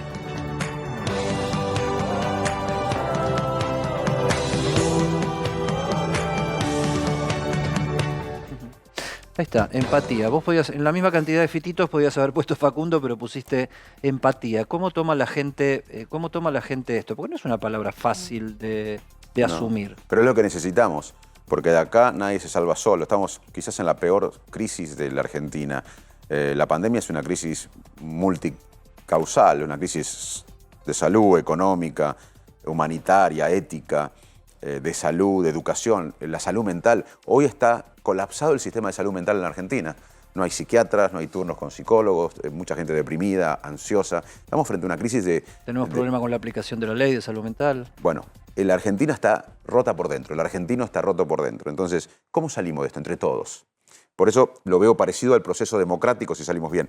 La democracia no la consiguió un dirigente ni un partido político, la consiguió una sociedad que dijo, después de Malvinas dijo basta, basta de dictadura, vamos a vivir en libertad. Si la sociedad, entre todos, reconociendo al otro, por eso yo estoy en contra de los extremos, porque acá gobernó una mitad ignorando la otra mitad, y después al revés, vino la otra mitad e ignoró la otra mitad. No va más eso. Si nosotros no nos reconocemos, que nos une la celeste y blanca por encima de las divisiones políticas, y no reconocemos que las diferencias que podamos tener son mínimas frente al desafío de reconstruir una nación, no vamos a salir. ¿Y cómo responde la gente? La gente dice, yo quiero ser parte, quiero fusionarme en un todo y encarar la modernidad. Y el próximo paso de reconocernos es Misión Argentina. Kennedy se paró una vez frente a Estados Unidos y le dijo, vamos a ir a la Luna. Vas a necesitar más autitos porque no te entra Misión Argentina el 7. Misión Argentina es el proyecto. Acá no hay un proyecto de país. Si yo te pregunto a vos, Eddie, o a vos, Marcela, que son 2 periodistas informados, ¿cuál es la idea de Argentina?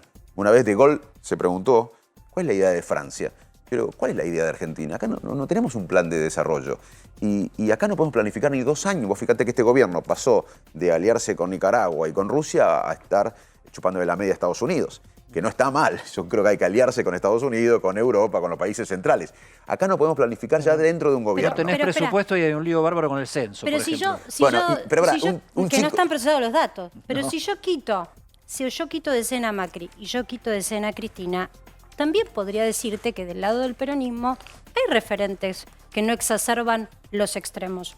Digo, en la construcción de un programa de desarrollo, Massa tiene gente que está escribiendo ese programa y que dice lo va a llevar adelante en estos meses. Guado de Pedro es una persona que se ha manejado reuniéndose con muchos gobernadores, ha ido de viaje, me consta, con gobernadores, incluso gobernadores de sesgo radical. ¿Cómo es la historia? ¿Por qué pensar que es necesario alguien por fuera de la política como es tu caso? Bueno, el kirchnerismo, al que pertenece Guado de Pedro y Massa, ha gobernado de los últimos 18 años 14. Y estamos cada vez peor.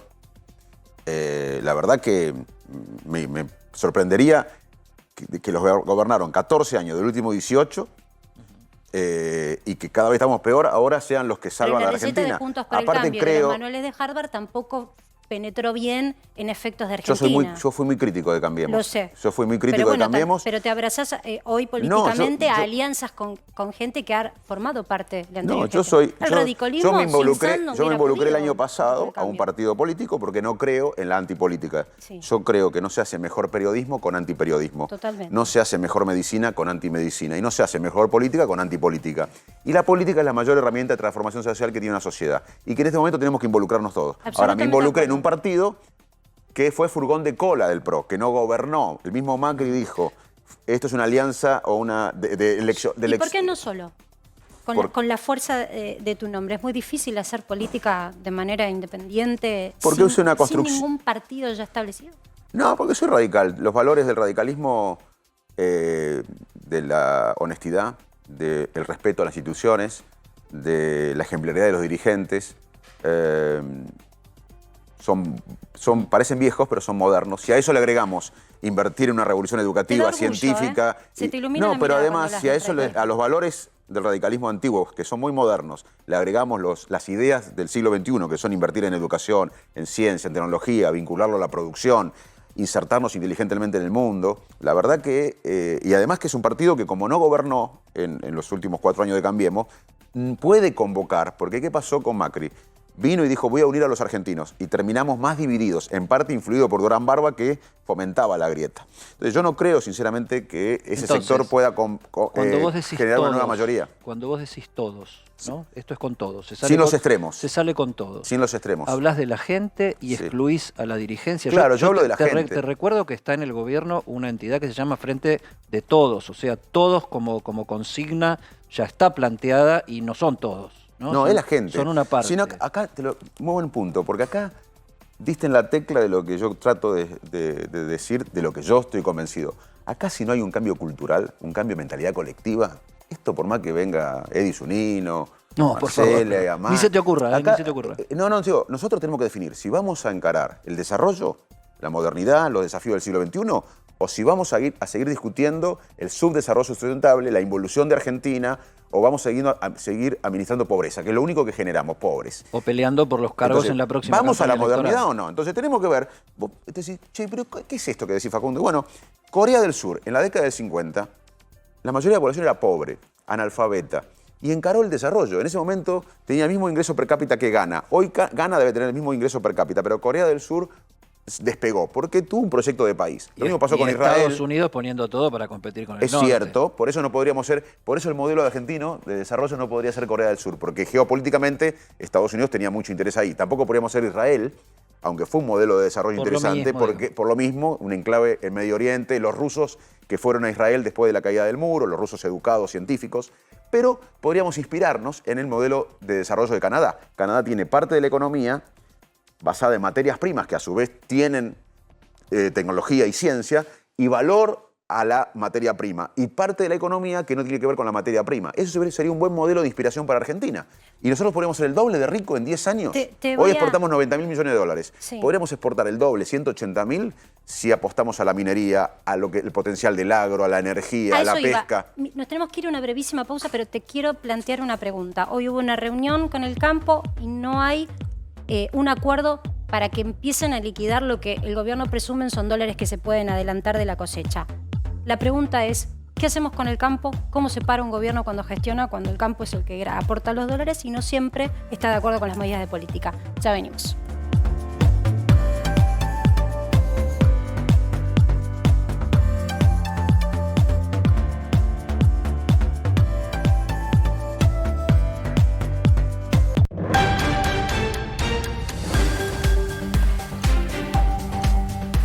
Y este es el tuit de Cristina Fernández de Kirchner de ahora.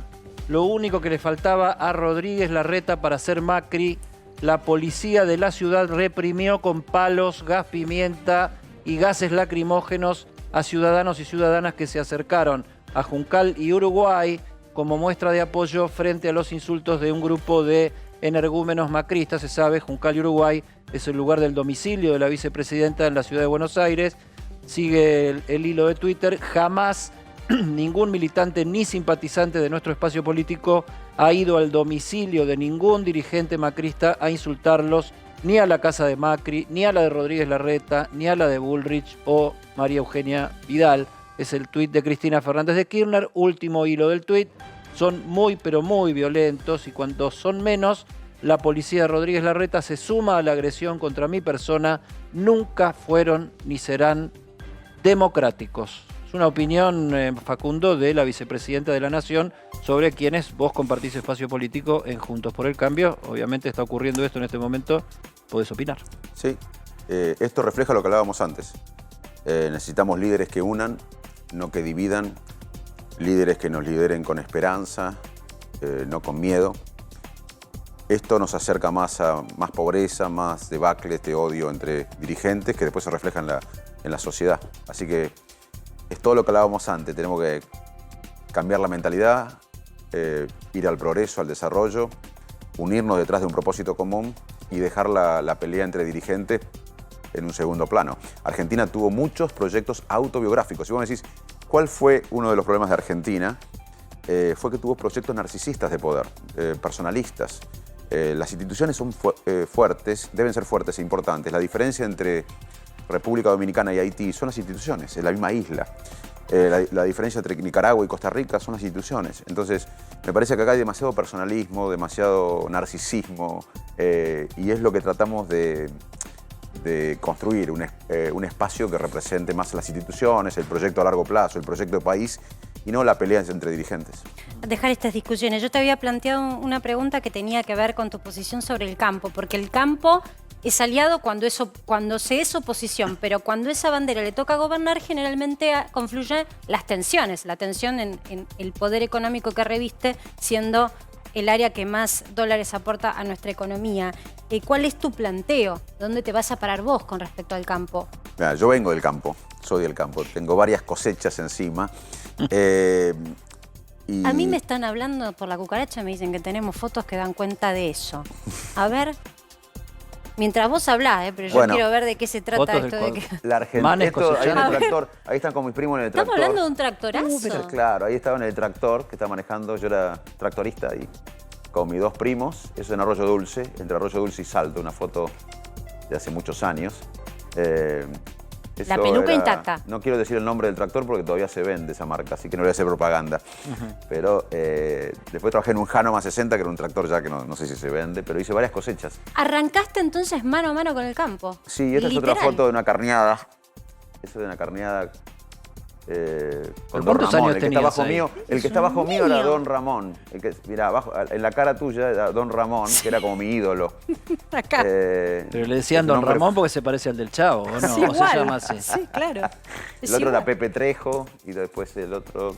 ¿Pero cuántos años tenías ahí? Y yo tenía 17, 18 años, 17, 18 años. Terminaba la secundaria y trabajaba para ganarme unos mangos. Los países tienen que hacer más de lo que hacen bien. Y la Argentina hace muy bien la agroindustria. La agroindustria argentina está en la frontera del mundo. ¿Y qué hizo la agroindustria argentina en las últimas décadas? Hizo la revolución de la modernidad, del conocimiento, lo que planteamos para que la hagan otras áreas. Invirtió en tecnología, invirtió en genética, invirtió en innovación, en organización. Hoy el campo exporta mucho más de lo que exportaría si no hubiese hecho esa revolución tecnológica del conocimiento. Ahora, podría producir mucho más. Si le sacamos el freno de mano, hay que revisar la situación fiscal. Si hacemos riego artificial masivo, si estimulamos la bioeconomía, la biotecnología, el campo puede, si le damos valor a la carne. Una de las marcas argentinas es la carne argentina. Vos podés decir, pollo argentino en el mundo no es conocido el pollo argentino, pero la carne argentina podría ser un producto de valor agregado tremendo. Cayó 33% la exportación de carne bovina en julio. Escúchame acá, para que veas... Argentina se hizo grande, entre otras cosas, exportando en la época de la guerra carne en lata, el corn beef. La carne nos podría dar ingresos rápidos. Vos fíjate otra cosa para ver el delirio en que estamos. Pasa lo mismo con el gasoducto. El mundo está desesperado por gas. Va a necesitar gas. Nosotros no podemos exportar gas porque no hicimos un gasoducto, una planta de liquefacción. Hoy, si hubiésemos hecho esto, estaríamos hablando de ingreso de dólares, de trabajo, de crecimiento. Estamos hablando de ajuste de tarifas. Entonces, vos fíjate que hacemos todo al revés. El mundo, otra cosa que va a necesitar, por eso yo soy optimista, si hacemos las cosas bien, es alimentos. El mundo va a necesitar alimentos, pero para humanos. Es un mito que Argentina exporta alimentos para 400 millones de personas. Exportamos alimentos para animales. Si exportaríamos para millones de personas, como hace Estados Unidos o Italia... O para industrias que lo reciclan en otra cosa. Exacto. Si le agregaríamos valor, seríamos riquísimos. Y si seguimos así con estas políticas, en 10 años un país como Argentina va a tener que importar alimentos para góndolas. O sea, que hacemos todo al revés, pero el campo es un ejemplo de la Argentina pero, que tenemos que Facundo, construir. acá te apuro de guapa, digo. Primera medida para el campo, te comprometés, si te toca llegar digamos, a ocupar un rol preponderante en la política, ser presidente o tal vez otro lugar, te comprometés a bajar los impuestos al campo. Hay que Lo revisar, primero que haces... hay que revisar el esquema fiscal. El esquema fiscal del campo hay que revisarlo. También hay que favorecer las exportaciones. Hoy hay una traba. Mira, la falta de confianza que hablábamos recién de la economía hace que no liquide el chacarero hoy. Ni las cerealeras tienen el cereal porque el chacarero tiene el cereal y por la falta de confianza que hay en la economía. Recordemos que yo dije que la causa estructural, una de las 3 causas estructurales de la economía argentina es la confianza. ¿Y por qué no exportan hoy? Porque no hay confianza. ¿No liquidan? ¿Por qué? Porque no hay confianza. También darle estabilidad fiscal. El campo tiene que tener estabilidad fiscal, más infraestructura, más conectividad. Podríamos... en Estados Unidos, yo viví en Iowa, en Estados Unidos, que es otro lugar de campo. Y la gente vive en el campo. Tiene una tecnología increíble en el campo. Hoy la gente no vive en el campo. Podríamos favorecer que mucha gente vaya a vivir al campo con tecnología. Hay todo mucho para hacer para el campo, pero acá no hay proyecto de país. ¿Cómo va a haber un proyecto para el campo? Déjame que haga una última sobre el chiquitaje porque me quedó dando vuelta. Alfredo Cornejo, que fue gobernador radical de Mendoza, pintaba que se iba con Bullrich. Y ahora vos decís que te lo está... O sea, no, estamos... ¿Cómo se lo birlaste a Cornejo a Bullrich o no es así? No, Alfredo Cornejo es uno de los mejores dirigentes de la Argentina, tiene gestión, es honesto, tiene capacidad de planificar un país, es tranquilamente un candidato a presidente, no sé si él quiere ser candidato a presidente, todo indica que puede serlo. Y estamos juntos, él puede estar con diferentes dirigentes. Yo te digo que es un aliado en la construcción de este espacio desde el radicalismo para construir una nueva mayoría social, tener mayoría legislativa y transformar la Argentina. Facundo Manes, gracias por haber estado en Para que Sepas. Ay, se nos va el tiempo, porque la verdad que da para charlar de tanto. Te vamos a volver a convocar, por supuesto, estás siempre invitado. Gracias por participar. Eddie, se terminó lo que se daba por hoy, ¿eh? Se terminó lo que se daba y ya está Gonzalito con todo el equipo para Río Revuelto, ¿eh? Ahí está Gonzalo Prado, también quiere que lo mencionemos. Es el productor que nos quema acá. Entreguen. Sácamelo, ya está. Quédense que ya llega Gonzalito con todo ese maravilloso equipo. Nosotros nos reencontramos mañana a las 19 horas para más. Para que sepas. Claro que sí. Hasta mañana.